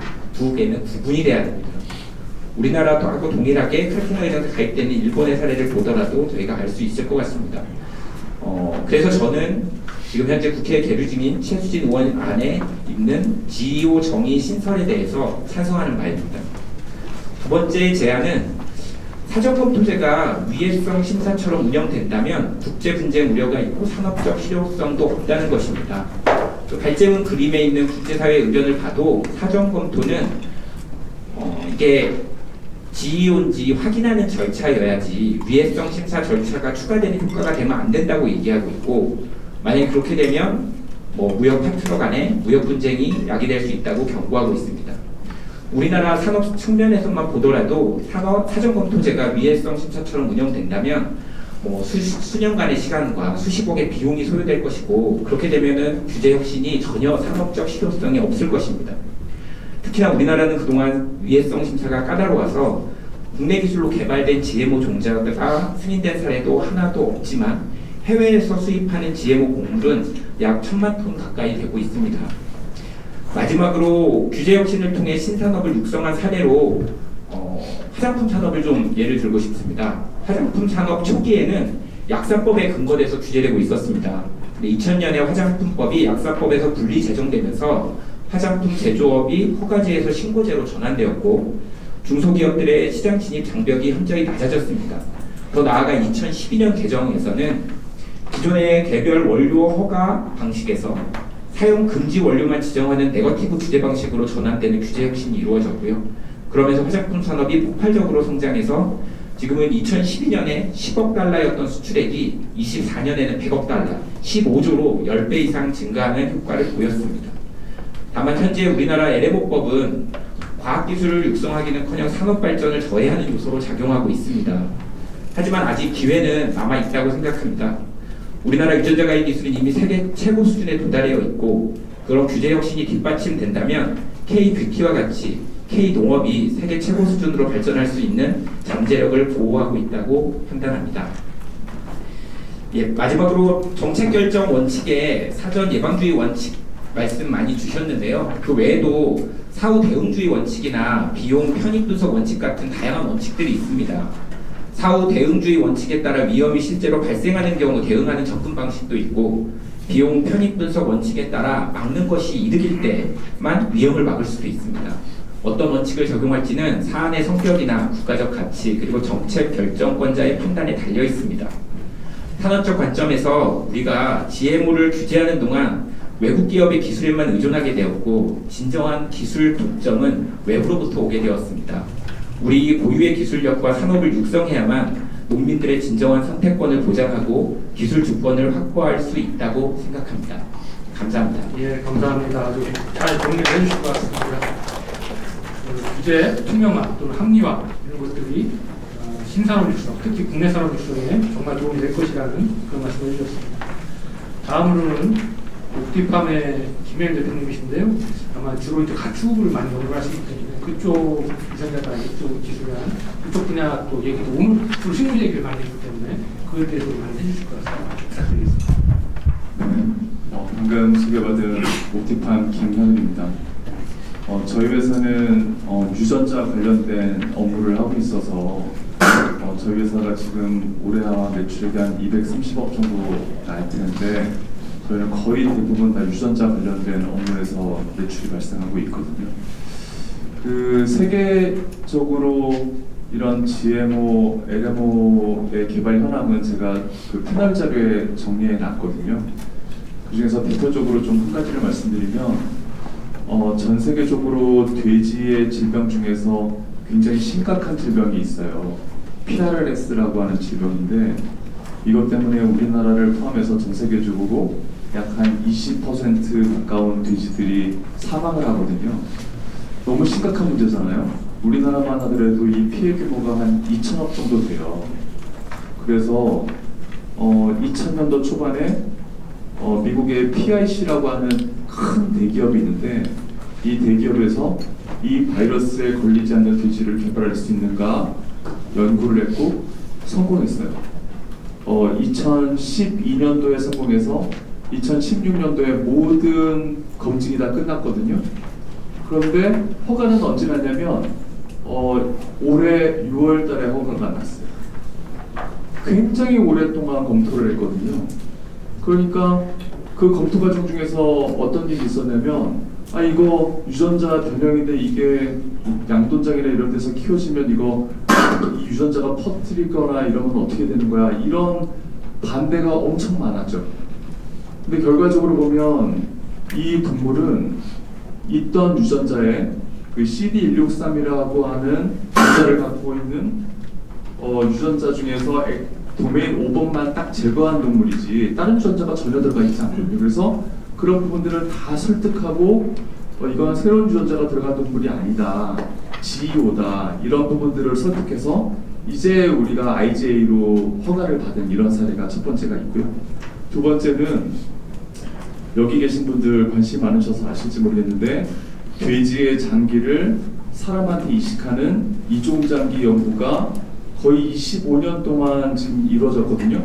근데 놀랍게도 지금 전 세계에서 돼지 장기를 이식받는 사람이 미국에 5케이스가 있으시고요.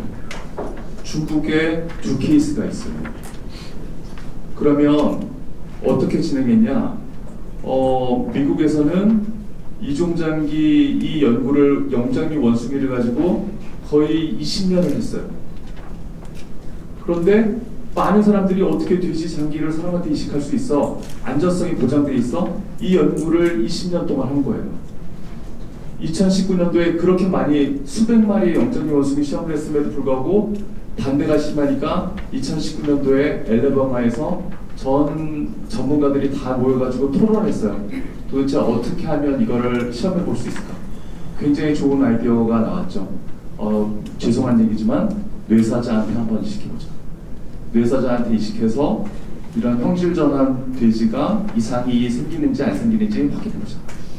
그리고 돼지 유전자 중에 들어있는 엔도지니어스 레트로바이러스라고 하는 바이러스 유전자가 활성화되는지 확인해보자. 2번을 진행했는데 2번 다 문제가 없었거든요. 그래서 이제 임상으로 가는 거죠. 제가 이 말씀을 왜 이렇게 자세하게 드리느냐면 아까 우리 이 대표님이 말씀하신 중에 2 키워드가 제 귀에 탁 들렸어요. 혁신이 될 수 있을까? 그리고 그것에 반대되는 위험이 될 수 있을까? 되게 중요한 키워드거든요. 우리는 해외의 이런 규제 완화만 얘기하고 있지만 실제로 그분들은 과학을 바탕으로 새로운 혁신적인 아이디어를 만들고 또 그걸 검증하는 작업들을 철저하게 하고 있거든요. 그래서 우리도 유전자 변형 생물과 이런 유전자 부분에 대해서 그런 아이디어도 인정하지만 모든 사람들이 인정할 수 있는 안전 프로세스를 만들자. 오늘 제가 올라와서 보니까 보건복지부 국장님도 와 계시고 시각처분도 와 계시는데 우리는 이미 그러한 과학이 있거든요. 여기 아까 말씀하셨지만 진짜 유전자 가위 부분은 우리나라가 세계 최고 수준의 기술을 갖고 있거든요. 그리고 정말 생바이오가 우리나라의 미래가 될 수 있을까요? 지금 반도체, 조선 자동차처럼 우리나라를 먹여 살릴 미래가 될 수 있을까요? 될 수 있습니다. 왜냐하면 우리나라에서 최고 똑똑한 분들이 다 의대, 치대, 하인대, 수의대를 갔기 때문에 우리나라 바이오가 되게 튼튼하거든요. 약간의 규제 완화와 정말 과학이 뒷받침되는 플랫폼만 만들면 우리나라가 세계적으로 바이오 강국으로 도듬할 수 있습니다. 그러니까 이 자리에 와 계신 산자부분들과 보건복지부분들과 시각처분들이 좀 더 과학에 기반해서 최소한 월드 퍼스트는 못 되더라도 패스트 팔로잉은 될 수 있도록 그런 안전장치를 강구해 주시면 좋겠다는 생각합니다. 이상입니다.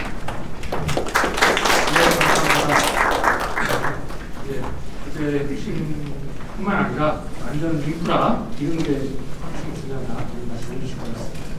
다음으로는 계속 그리고 GMO 관련된 정책을 오랫동안 하고 계세요. 그 자연생활과학코디의 임명호 대표님께 상품으로 말씀드리도록 하겠습니다. 감사합니다. 자연생활과학부의 임명호입니다. 앞서 두 분께서 아주 좋은 말씀 많이 주셨고 저도 거의 전적으로 한 99%, 95% 동의합니다. 그런데 이제 규제력 관점에서 우리가 생각해봐야 될 것은 이 자리에 이제 많은 실제로 연구 개발을 하시는 분들 계시는데 우리가 100가지 정도의 신육종 기술 자물 또는 유전자 교정 편집 자물을 개발했었다고 했을 때 아마도 90가지 정도, 90% 정도는 일반인들이 생각하기에도 아무런 문제가 없을 겁니다. 과학적인 지식이 없어도 그건 저도 동의하고 그러한 그 90%에 대해서는 사실 규제가 필요치 않죠. 전형적으로 말하는 전통육주 사물하고 동일하니까. 그런데 그 중에서 5가지 정도, 예를 들어서 가바토마 또는 그 일본에서 개발한 그 근섬유 이니비터, 마이오신 이니비터 유전자를 한 참돔, 그 같은 경우 우리가 위해성을 예상할 수가 있습니다. 저 마이오신 이니비터 유전자가 불활성화돼서 30% 전율 체중이 몸집이 증대된 참돔이 환경에 방출됐을 때 어떻게 될까 우리는 고민을 해봐야 됩니다. 가바라는 물질, 우리가 뇌신경 조절 물질이라는 걸 알고 있습니다. 그래서 그 함량에 따라서 우리가 위해성을 걱정해 봐야 돼요. 그럼 5%에 대한 규제는 우리가 생각해야 되는 거예요. 우리가 그냥 전통 육종식물하고 동일하다고 해서 면제할 게 아니라 이 5%에 대해서 생각해 봐야 되는 거고, 그 다음 우리가 또 다른 5%. 제가 이제 예를 들면 이제 그 유럽연합에서 제출된 내성식물을 NGT1 그 카테고리 안에 들어가더라도 NGT1을 취급하지 않고 LMO 규정에 준해서 취급한다고 그랬죠. 왜 그럴까요? 그 제출된 내성식물에는 단순히 그 식물뿐만이 아니라 그 제출되라는 화학물질에 관련될 수가 있고 그 화학물질의 토양 잔류성 기타 등등 위험 또는 타 식물에 대한 잠재적인 위해 가능성 그런 걸 종합적으로 고려해야 된다는 거죠. 그래서 우리가 법, 제도, 항목을 만들 때 안전한 90%가 아니라 예견되는 5% 또는 우리가 아직 잘 모르는 그 나머지 5%를 고려해서 규정을 만들어야 된다는 거죠. 그래서 우리가 사전 예방주의 원칙, 사안별로 케이스 바이 케이스 스타디 또는 위해도의 위험에 비례하는 원칙을 그 규정에 따라서 우리가 제도 규정을 세부 항목을 만들어야 됩니다. 저는 그렇게 주장하고 싶고 예, 나머지는 제 발표 자료를 참고해 주시기 부탁드리겠습니다. 감사합니다. 네, 감사합니다.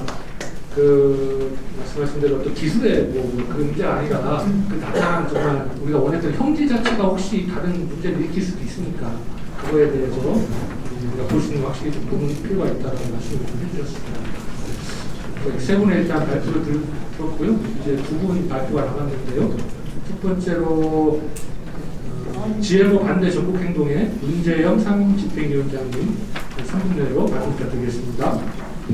선보일 시간이 좀 아쉽습니다. 왜냐하면 발제 두 분께서 규제 완화가 너무 필요하다 강조를 하시면서 하셔가지고 좀 반대 입장에서는 좀 더 의견을 더 많이 말씀드리고 싶다 이런 생각도 들고요.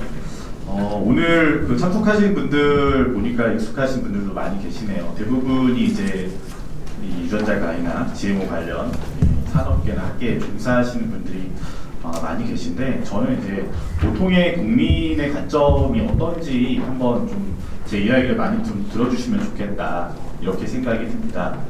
토론문 저는 좀 긴 편이긴 한데요. 기본적으로 저는 이제 농업 먹거리 쪽에 집중해서 좀 말씀을 드려볼게요. 그러니까 한국이 되게 먹거리의 민족 성격이 되게 강하죠. 진짜 먹거리에 대해서 관심도 많기도 하고 외국을 좀 돌아다녀봐도 먹는 거에 이렇게 집중하는 나라는 많지 않은 것 같습니다. 그래서 되게 흥미로운 게 초중고 친환경 무상급식이 전국적으로 되고 있어요. 이런 나라는 없어요. 이게 정말 대표적으로 좋은 먹거리, 질 좋은 먹거리를 자라나는 청소년대라도 꼭 먹이자. 이런 국가고 그런 국민들이다. 이 전제로 좀 말씀을 드리고요. 그러다 보니까 GMO와 관련된 정책들, 최근에 가장 논란은 그 미국산 GMO 감자 이슈였잖아요. 이 부분에 대해서도 찬성 입장들도 있었죠. 이것들로 인해서 가격을 낮출 수 있다든지 여러 의견들이 있었지만은 현재로서는 보류되는 상황입니다. 아마 들어오기 좀 어렵지 않을까. 그 이유는 국민들은 GMO 감자를 원하지 않고 있고요. 식탁에 올릴 생각도 없고, 농민들 입장에서도 식량자급률 감자는 거의 100%를 하고 있는데 이게 웬 소리냐, 이런 관점이었죠. 그래서 오늘 그 유전자가의 규제 완화 내용도 결과적으로 결정은 국민들의 입장에서 결정될 수밖에 없다, 이런 말씀을 좀 드려보고, 사실 이 논의는 시민사회에서 2020년부터 진행을 한 바가 있어요.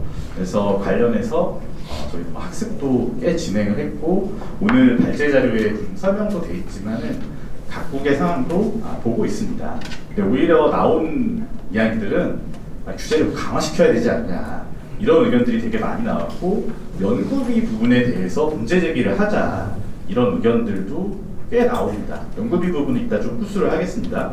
근데 그렇게 된 이유가 뭘까 생각을 해봤는데, 여기서 우리가 봐야 될 게 한국은 GM으로 경제적 이익을 얻는 국가가 아니다, 이 지점인 것 같아요. 대중가요원을 저도 꽤 많이 하거든요. 그러면 GM으로 생산하는 국가들이 분포가 돼 있잖아요. 근데 한국은 수입하는 국가잖아요.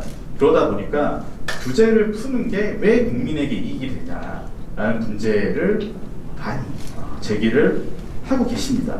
네, 그럴 수밖에 없는 게 오히려 그나마 국내에서 재배를 안 하고 있으니까 좀 청정한 그런 먹거리나 이런 것들, 농업이 가능한데 이런 것들이 들어올 경우는 오염이 이런 게 좀 심하지 않겠냐. 그러니까 이제 블루오션으로 보지 않고 오히려 레드라인으로 규정하는 게 보편적이다라고 볼 수 있을 것 같습니다. 그러니까 지난번에 윤석열 정부 때 발의가 됐었잖아요. 사실 정부 입법은 굉장히 힘이 셉니다. 여러분도 다 아시겠지만. 근데 통과가 안 됐어요. 그리고 최수진 의원 법안도 사실 거의 국민적 호응은 없습니다. 그리고 강승규 의원은 법안을 자체 폐기하셨더라고요. 아마 설득력이 없다, 이렇게 생각해서 지금에 와 있지 않나, 좀 이렇게 보고요. 그래서 흥미로운 거는 그렇다고 연구수준이 낮은 게 아니에요. 여기 발제도 나와 있지만 툴젠 같은 경우는 특허도 있잖아요. 근데 이 특허가 어떻게 나온 거예요? 서울대 산학협력해서 국가 예산 지원을 받아서 나온 거잖아요. GMO로 경제적 이득을 보지 않는 국가인데 GMO 국가 R&D 예산 상당합니다. 우리 정영인 교수님도 1년에 100억 넘는 프로젝트의 리더시잖아요. 근데 너무 또 흥미로운 거는 국민들 입장에서는 GMO 사고가 계속 일어나요. 근데 사고가 날 때마다 오히려 저한테 연락을 하셔가지고 어떻게 하면 좋겠냐, 이렇게 말씀을 드리면 제가 아니 연구자료가 없습니까? 없다고 하세요.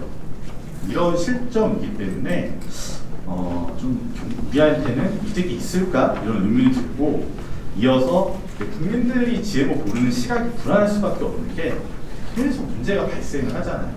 그리고 23년도에 주키니오바 사고가 났을 때 실제 피해를 본 농가들이 상당히 많았습니다. 근데 이 농가 보상을 할 방법이 없는 거예요. 왜냐하면 피해가 나왔을 때 보상을 할 법이 없어요, 관련. 그래서 그때 국민부 장관이 저희가 시민사회 쪽에서 문제 제기를 해서 어떻게든 예산을 마련해서 보상을 했습니다. 그나마 금액이 크지 않으니까.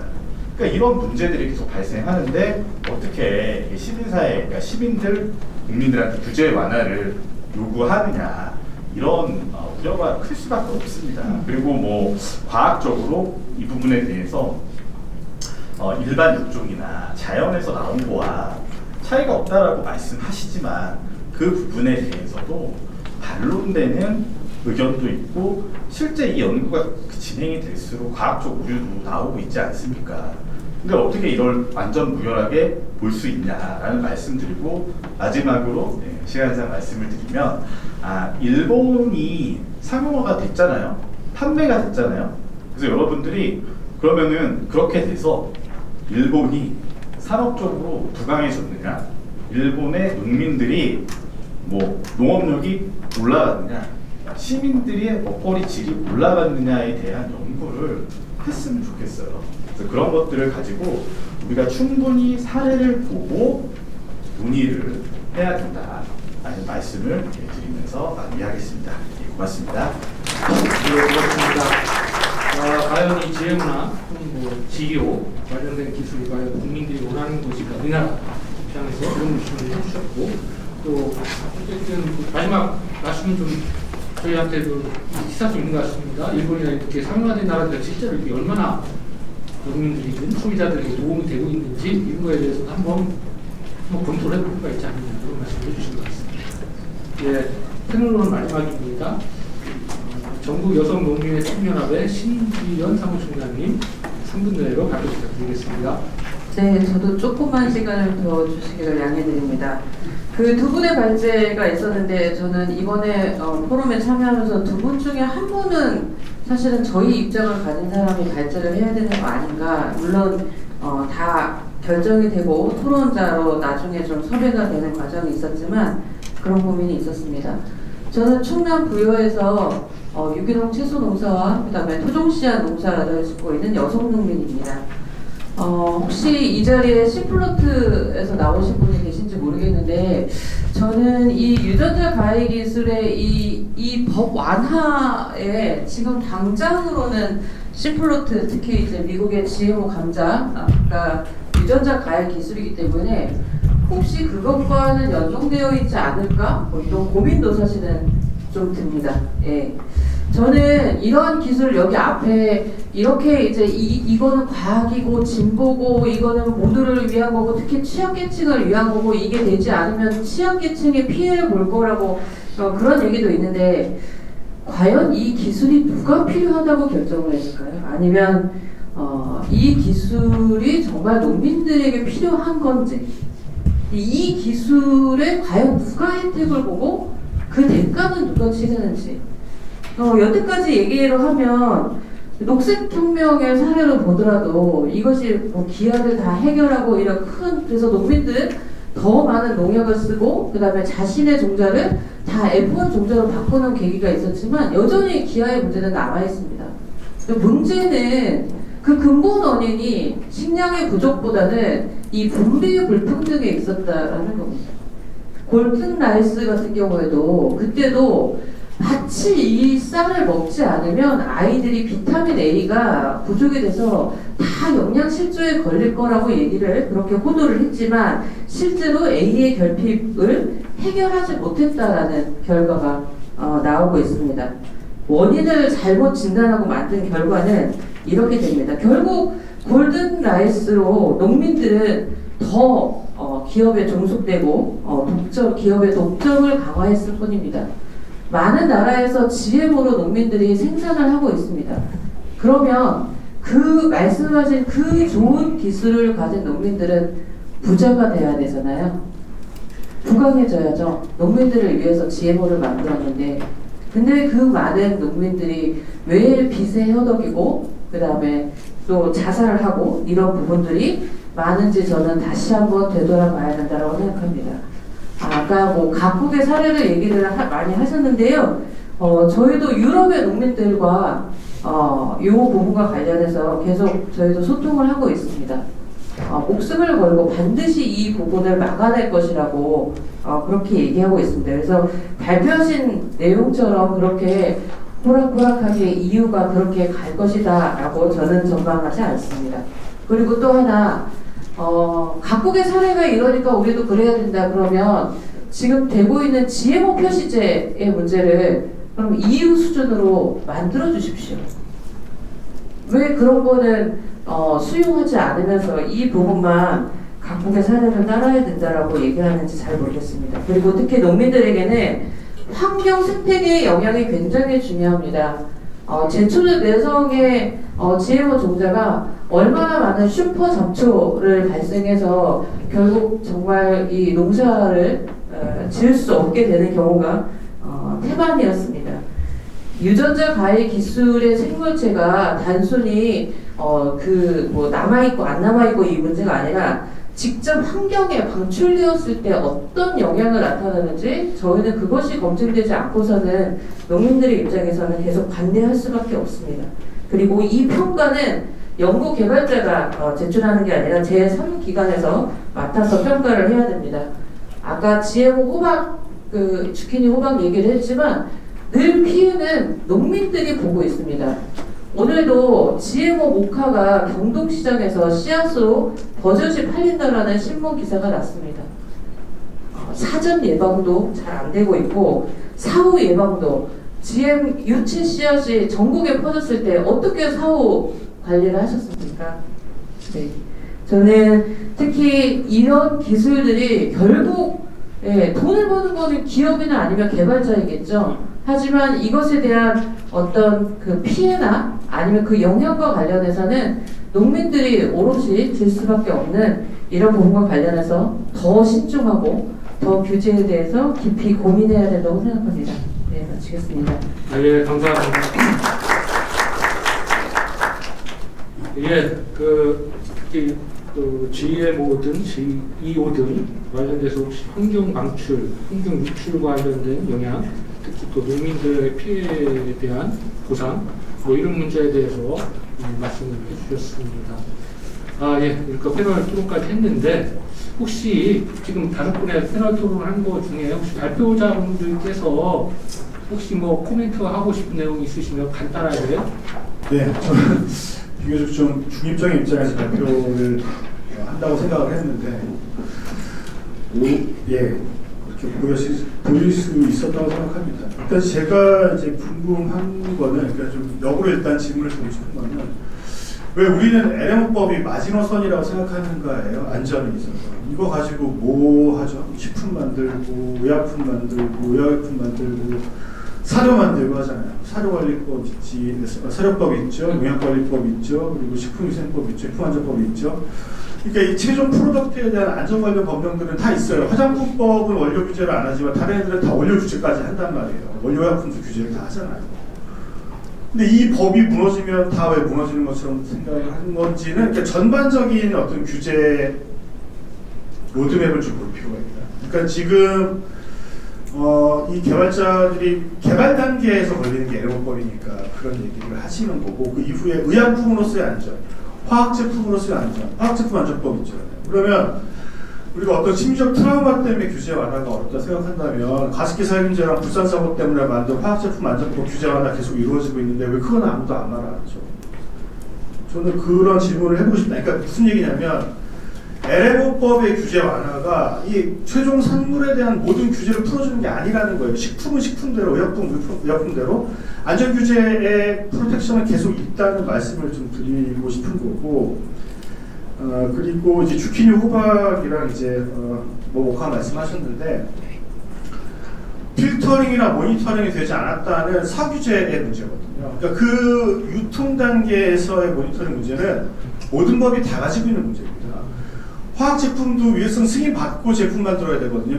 물질부터 제품까지 두 단계 거쳐야 되는데, 맨날 안 된 거 돌아다녀요. 막 그 쿠팡이나 이런데 온라인 모니터링단이 몇백 명이 활동을 해도 그런 건 있단 말이에요. 그거 하나 가지고 야, 니네 이것도 못 하는데 무슨 규제 완화를 놓냐고. 이건 약간 다른 차원의 문제라고 저는 생각을 해요. 이것 때문에 너네 입도 뻥끗하지만 그러면 안 된다고 저는 생각을 하고 있고, 그리고 이제 분배에 말씀하셨는데 이거는 되게 좀 어려운 얘기죠.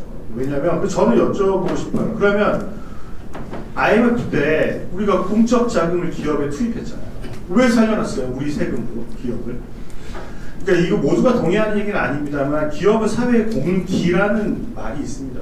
그러니까 산업이 돌아가야 우리도 먹고 살죠. 그러니까 너네만 배부르고 농민은 배부르지 않는 거 아니냐. 물론 거기에 대한 타협점도 찾아봐야 되겠죠. 근데 아까 말씀하신 것처럼 이건 GM이랑 그 NCT에 대한 얘기 좀 다른 것 같아요. 우리 GM은 우리가 수입하는 입장이지만 NCT 기술을 가지고 우리나라에서 아예 실험도 못하는데, 그러니까 죄송합니다. 제가 너무 그 개발자들한테 빙에서 얘기를 하는 것 같은데, 그냥 제가 반론을 펼쳐본다면 말이죠. 그러니까 그 어려운 환경에서 외국 가서 실험하시지 않을까요? 그러면 우리 국내에서 못하니까, 제외도 못하니까요. 그러니까 그런 차원에서 어떤 그 GM과 NCT 기술을 이용한 것을 다르게 봐야지 되지 않을까. 이제 뭐 여기 토론문에도 새로운 GMO라고 하셨는데 이제 국제사회에서도 또 계속 모니터링 하고 계신다고 했으니까 어느 정도 이제 인식에 대한 합의가 있을 것 같지만 그 전통육종과 다른 거는 규제하지 않는다는 것을 전통육종을 왜 규제 안 하지? 왜 한번 고민해볼 필요. 아까 제가 얘기했죠. 저는 방사능 위험하다고 생각한다고. 근데 그걸로 그 돌연변이 유도하는 종자는 규제 안 하잖아요. 왜 안 하죠? 네, 그러니까 네. 많은 질문 지금 여기 계신 분들이 많은 얘기 하고 싶지만 좀 짧게 가고 계시니까 부탁드리고 플로우에 좀 기다리고 계시겠지만 한 2분 정도 여기 얘기하실 게 있으면 듣고 이렇게 해보겠습니다. 혹시 저는 짧게 말씀드리고 싶은데 제가 오늘 이런 자리 처음 나와봤거든요. 네, 건강한 토론이라고 생각하고요. 근데 이제 두 분 GMO를 반대하시는 분들을 제 생각에는 무조건 비난해서는 안 된다고 생각해요. 왜냐면 소비자이고 일반 국민들의 눈높이니까 그 말씀을 잘 수용해서 그분들도 이해하실 수 있는, 그분들도 수용하실 수 있는 제도적인 안전장치를 만들고 또 믿을 수 있는 그런 아까 뭐 GMO 표시제도 말씀하셨는데 선진국에서 진행되는 그런 것들을 감안해서 일반 농민들도 이 정도면 그래도 해볼만 하지 않을까? 이런 생각을 할 수 있도록 하는 그런 시스템이 좀 필요한 것 같고요. 두 번째는 저는 의약품 쪽에서 왔기 때문에 사실 제가 오늘 깜짝 놀랐는데 사실 의약품 쪽은 유전자 변형, 유전자 제조와 물론 뭐 유전자가 들어가 있지는 않습니다만 그런 의약품들이 굉장히 많거든요. 지금 여러분들이 이번에 코로나 때 맞으신 백신들 다 유전자 제조업이에요. 심지어는 RNA 백신도 맞으셨잖아요. 왜 맞으셨어요? 우리가 정부 시스템이 안전 시스템이 그걸 보증하기 때문이거든요. 물론 제가 예를 잘못 든 것 같아요. RNA 백신 정말 안전한지 저도 잘 모르겠어요. 그런데 우리나라 식약처가 굉장히 선진화된 시스템을 가지고 있고 국민의 안전을 지키기 위해서 굉장히 많은 노력을 하고 있기 때문에 자꾸 건강한 이런 문제 제기를 듣고 그분들의 의견을 받아서 하는 게 필요할 것 같고요. 아까 제가 이종장기 말씀드렸죠. 저희 회사에 이종장기 개발을 하고 있는데 이종장기를 이식받은 분들은요 50년 동안 모니터링하게 돼 있어요. 그만큼 철저하게 규명하기 때문에 그러면 이분들은 50년 동안 모니터링해도 문제 없으니까 다음에는 좀 더 짧게 이런 합의를 할 수 있는 거거든요. 그래서 우리가 좀 농민분들이나 GMO를 반대하는 분들의 의견도 좀 수용해서 한 걸음 나가면 좋겠습니다. 네, 지금 말씀하신 취지 때문에 오늘 또 이런 자리가 마련된 것으로 이렇게 보면 되고 말씀하신 대로 구체적으로 같은 얘기를 듣고 계시고요. 혹시 또 코멘트 하실 분 있어요? 두 분이나 계시네. 그러면 짧게 먼저 조영 교수님부터 문제는 짧게 부탁드리겠습니다. 사실 의학과 관련된 부분은 저는 거론하지 않아요. 생명과 직결된 부분에 대해서 뭐라 드릴 말씀이 없어요. 근데 이제 농업법거리 같은 경우는 이미 국민들이 요구하는 대안이 있기 때문에 그 부분에 좀 집중해서 좀 말씀을 드린다. 좀 이렇게 좀 얘기를 하고 모르겠네요.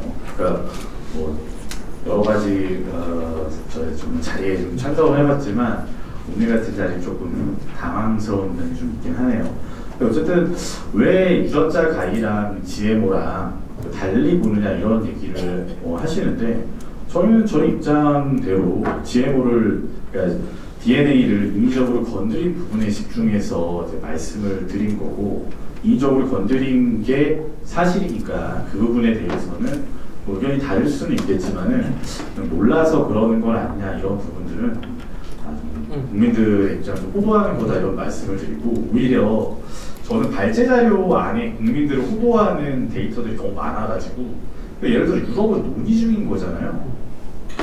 결정된 게 없잖아요. EU 그리고 EU가 결정을 한다 해서 유럽의 각국은 또 논의를 할 거잖아요.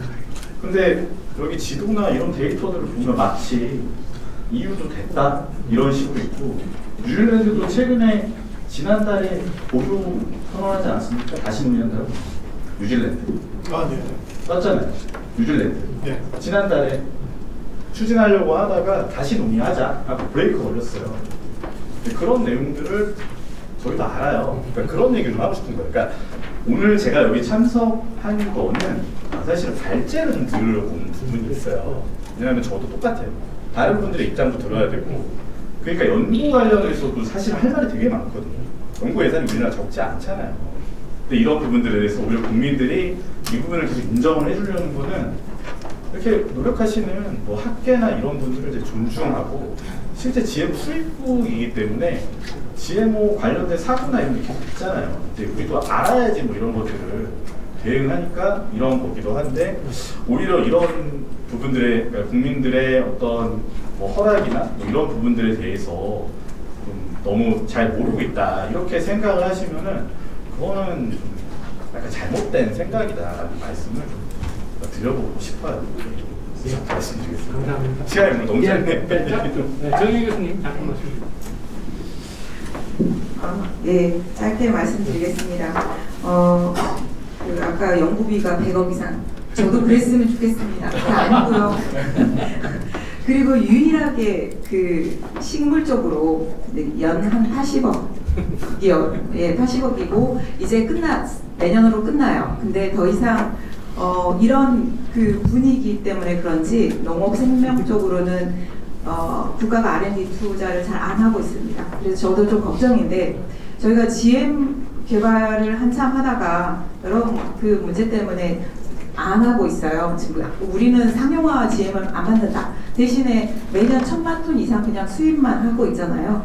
그리고 그래? 그러면은 이제 조금 더 안전한 접근이 뭐냐 했을 때 뭐 세계적으로 그 NGT 기술을 MBT, NGT 유전자 가 여러 개를 얘기를 하고 있지만 유전자 교정으로 그럼 가보자. 우리나라 종자 기업이 탑 10에 들어가 있는 종자 기업이 없어요. 그러면은 우리 먹거리를 우리가 어떤 식으로 책임을 져야 될까? 그리고 이렇게 빨리 변하는, 그러니까 그리고 심각하게 기후 변화라고 저희는 얘기를 안 하고 기후 이상이라고 얘기를 하거든요. 그리고 돌발 해충도 엄청 많고. 그러면 그거를 전통 육종 방식으로만 다 해결할 수 있느냐? 그 아니거든요. 저희가 뭐 제초의 저항성 이런 얘기를 하는 건 아니고, 주로 연구하시는 것들을 보면 유전 자원에 남아있는 여러 병 저항성들을 빨리 한 우리나라 종자나 우리나라 기업에서 가지고 있는 품종에 집어넣어서 좀 더 튼튼한 종자를 만들자. 뭐 이런 연구도 하고 있고, 그리고 어떻게 하면 영양학적으로 더 좋은 그 품종을 빨리빨리 만들 수 있나, 뭐 이런 연구도 하고 있는데, 어쨌든 그거는 연구 얘기고요. 애석하게도 이런 그 계속 규제에 대한 불확실성이 남아있는 상태에, 그리고 R&D 투자도 점점 줄어들고 있어서 탑 티어급의 연구자들이 이 분야를 벗어나고 있어요.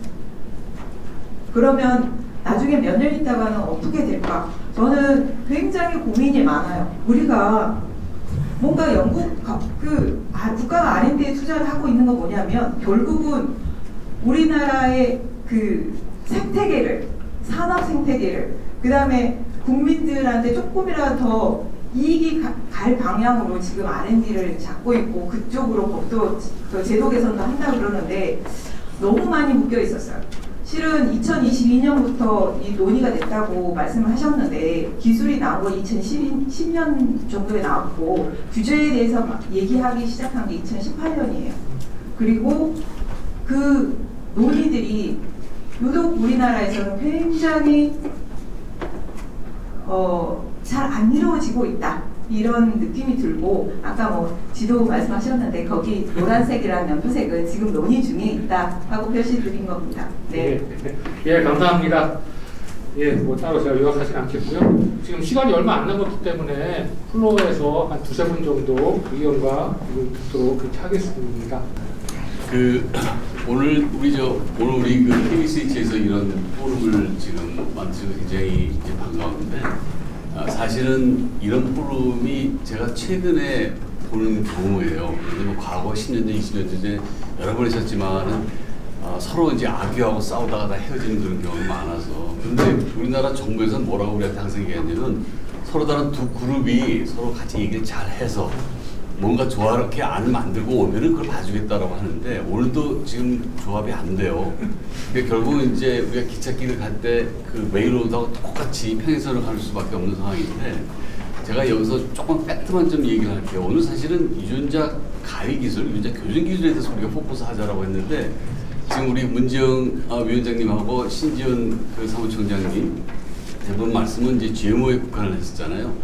우리가 일부러 두 개가 다르다 또는 같다 이걸 지금 얘기하려고 하는 건 아니고 서로 다른 어떤 특정한 기술이 나왔을 때 그걸 우리가 포커스해서 같이 규제 혁신을 좀 얘기하자라고 하는데 조금 이제 스펙이 좀 넓어진 것 같은 생각이 들어요.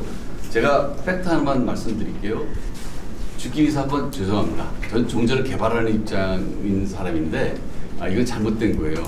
엄밀히 저희들은 거기에 대해서 사과를 좀 드려야 되는 거고 그다음에 일본 가마토마토에 대해서 이게 지금 소비자나 국민에 도움이 되느냐 안 돼요.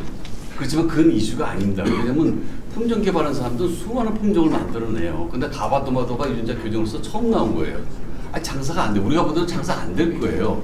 그러니까 그거에 대해 그래서 그것 때문에 상당히 많은 이런 연구들이 이거 해봐서 의미 없는 건데 왜 하냐 이렇게 얘기하지 마시고 유전자 교정 작물이 지금 나온 게 불과 글로벌하게 몇 개 안 되는데 다 장사 잘 안 돼요. 이게 시작이고 이거 가지고 더 큰 걸 좀 만들려고 한다 이렇게 좀 이제 생각을 해주시고요. 그다음에 GMO를 다루는 농민들이 돈을 못 번다? 그건 천만의 말씀입니다. 미국 같은 데서 돈 잘 벌어요. 남미도 마찬가지고. 그러니까 그 사람들한테 지금 수출을 하고 우리 수입을 하잖아요. 저는 이걸 좀 여쭤보고 싶어요. 시간이 없다고 하니까 저는 많은 얘기 못 하겠습니다만은 혹시 반대하시는 쪽하고 찬성하시는 쪽들하고 이런 자리를 자꾸 같이 하면서 한 번씩은 좀 양보를 할 수 있는 그런 서로가 양보를 할 수 있는 그런 그래서 우리가 좀 서로 같이 약간 몰지를 할 수 있는 그런 그 이해심들이 있는지 그러니까 예를 들어서 과학하는 사람들이 계속 맞다라고 얘기해서 이걸 좀 들어달라고 했었을 때 우리 아닌데 왜 그러냐라고만 생각하지 마시고 그러니까 이 패널도 이제 앞으로는 KBC에서 발제자를 전부 다 반대하시는 분들 발제를 다 하게 하시고 바꿔서 한번 얘기를 해보자는 얘기죠. 좀 좋은 말씀 해주신 것 같아요. 그래서 또 소위 말하는 뭐 찬반, 꼭 찬반이라고 할 수는 없지만 여러 가지 다양한 이해 당사자들이 좀 의견을 수렴할 수 있는 방안을 어떻게 하든 좀 추진했으면 좋겠다. 그거에 대해서 특히 이 반대한 쪽에서도 조금 더 마음을 열었으면 좋겠다. 이런 게 말씀해 주신 것 같습니다. 그렇게 해주실 거라고 고개를 끄덕여 주셨습니다. 예, 그리고 또 혹시 플로어에서 해주실 분 있을까요? 예, 그 말씀 오늘 굉장히 좋은 자리였습니다. 그 신지현 총장님하고 문재현 위원장님 말씀드리면서 제가 잠깐 생각해봤었어요. 그 전에도 생각해봤었어요. 사실 국내에서 GMO 종자는 시장 자체가 성립하지 않을 거라서 국내 농업이 너무 작습니다.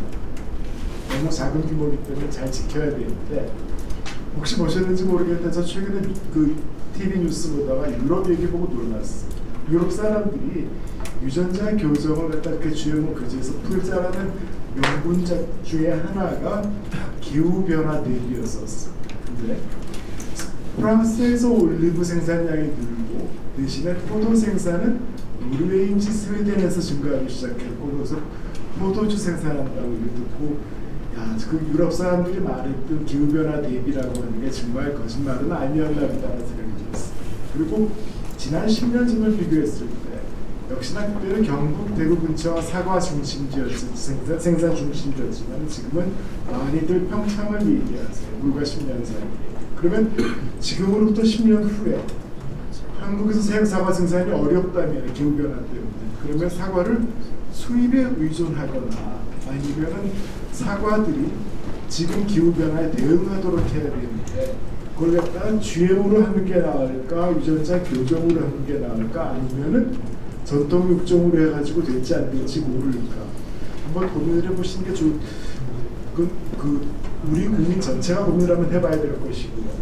또 하나 근래에 보고 놀랐던 게 기후변화 때문에 2050년 정도가 되면 국내 여름 배추 생산이 거의 힘들어질 거예요. 그러면은 배추를 수입할까? 김치를 수입할까? 아니면은 배추를 유전자 교정을 하고 해서 국내에서 생산할 것인가? 결국은 그 과정에서 생산되는 부가가치를 외국 농민이 갖게 될 것인가? 우리 농민이 가질 것인가? 그런 측면에서도 한번 다 같이 고민하셔야 될 것 같습니다. 그리고 마지막으로 이진수 박사님 고생 많으셨습니다. 굉장히 많은 내용 수고하셨는데 다만 이제 그 저위험군, 고위험군 그거는 저 이제까지 굉장히 많은 자료들을 봤지만 그렇게 분류하는 거는 처음 봤습니다.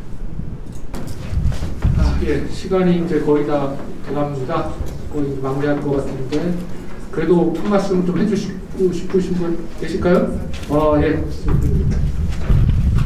제가 이제 중간에 한번 말씀드린 제가 사전 질문을 여러 개 받았는데 대부분 그 오늘 내용 중에 다 포함이 돼 있었기 때문에 따로 그 사전 질문에 대해서 말씀 안 드리고 한 가지 사전 질문과 그래서 마지막으로 의견을 드리겠습니다.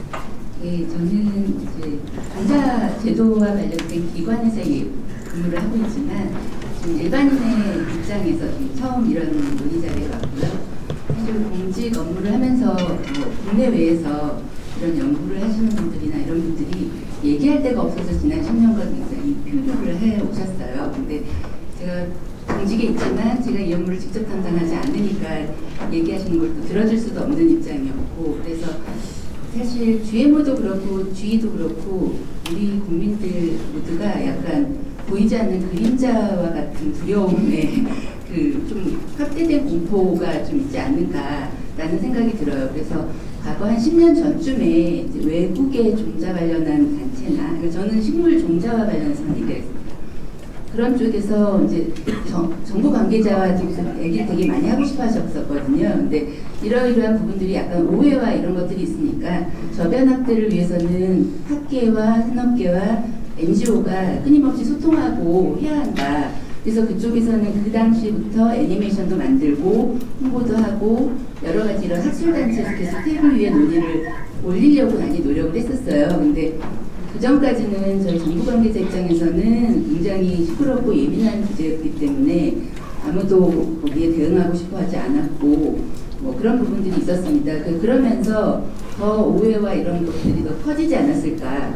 오늘 저는 여기 오신 분들하고 공감하는 게 제가 생각하는 게 갈릴레오의 그 예전의 판결 뭐 이런 것들 있잖아요.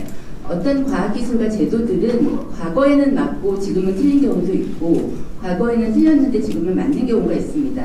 저도 제도를 운영하는 과정에서 여러 부분들 이해관계자들과 소통을 통해서 제도가 개선되고도 있고 또 기술로 인해서 과거의 것들이 잘못된 부분이 있었다거나 아니면 세분화된 제도를 만들어줘야 되는 것들이 있어요. 그래서 우리나라의 기술들이 많이 있고 거기에 대한 요구가 있을 때는 뭐 선택의 여지인 거거든요. 지금 아무리 우리가 대표인 종자가 있다 하더라도 유기농 종자, 그다음에 뭐 토종 종자 이거 하시는 분들은 다 하시는 거예요. 그래서 선택의 범위를 넓히는 차원에서 이런 논의를 좀 같이 하면서 합의점을 찾아가야 되지 않을까 하는 생각에서 제안을 드렸습니다. 예, 감사합니다. 제가 마지막으로 하고 싶었던 말씀을 같이 주신 것 같습니다. 운동연합에서도 네. 되겠습니다. 아까 그 말씀하셨는데 이제 저희 단체가 80개국의 농민들의 단체와 함께 활동을 하고 있습니다. 그래서 우리나라에서는 지금 GMO를 심고 있지는 않지만 이미 심어져 있는 농민들의 사례를 많이 알고 있기 때문에 아까 이제 GMO를 심는 농민들이 굉장히 이제 부자다라고 얘기하는 그 미국의 농민들의 사례는 아마 이제 대농을 얘기하는 많은 농민들을 얘기할 거고 실제로 저희가 가입되어 있는 89개의 농민들의 다양한 GMO 사례 재배 사례에는 많은 부분들이 많은 농민들이 어려움을 겪고 있는 그러니까 예를 들면 그냥 F1 종자가 한 120% 정도 종자값이 오를 때 GMO 종자는 한 450% 가격이 인상됐거든요. 뭐 그런 거나 여러 가지 봤을 때 또 그런 게 있고 그리고 그 다른 사례에서 말씀을 드린 거고요. 아까 말씀하셨듯이 저도 근데 지금 기후위기 뭐 변화로 나온 사실은 종자들도 사실 농민들이 외국에서 심어봤을 때 별로 효용성이 없는 부분들도 있습니다. 아까 이제 그런 부분도 있어서 그런 부분도 있겠지만 이게 아직 그렇게 검증이 되지는 않은 상태인데 그러면 자꾸 이제 기후 변화가 오기 때문에 이런 종자를 개발해야 된다. 저는 주차 주장하고 싶은 게 그러면 개발 단계에서부터 그럼 이거를 심어야 되는 농민들과 그 얘기를 같이 해야 된다는 거죠. 그러니까 이 방법이 기후 위기를 해결하는 방법이 새로운 지혜 종자를 만들어서 해결이 가능한 건지 아니면 다른 방법으로 해결이 가능한 건지. 근데 대부분의 농민들이 받아들이는 입장은 만들어 놓고 이게 다 너희들을 위해서 만들었으니 이거를 규제를 혁신해야 되고 이걸 어떻게 해야 되고 이거에서는 저희는 받아들이기 힘든 점이 있다는 걸 좀 알아주셨으면 좋겠습니다. 예, 아까 이 토론문에도 있는 내용 같습니다. 지금 마지막으로 그 말씀을 해주신 것 같습니다. 예, 시간이 다 됐으니까 억지로 끝내겠습니다. 저희 하여튼 오늘 그 많은 분들 참조해 주신 거 감사드리고 그리고 이 새로운 기술의 발전에 대해서는 다들 동의를 다 하실 수 있는 것 같습니다. 그 문제는 과연 이제 국민들이 안심할 수 있는 뭐 이런 걸 제도할 수 있느냐, 장치를 마련할 수 있느냐, 어느 수준이냐, 이게 가장 관건인 것 같습니다. 이 관련돼서는 다들 관심 가져주시고 저희가 이런 다양한 방법으로 이거 커뮤니케이션을 할 거니까요. 많이 참여해 주시길 그렇게 부탁을 드리겠습니다. 오늘 참여해 주셔서 감사합니다.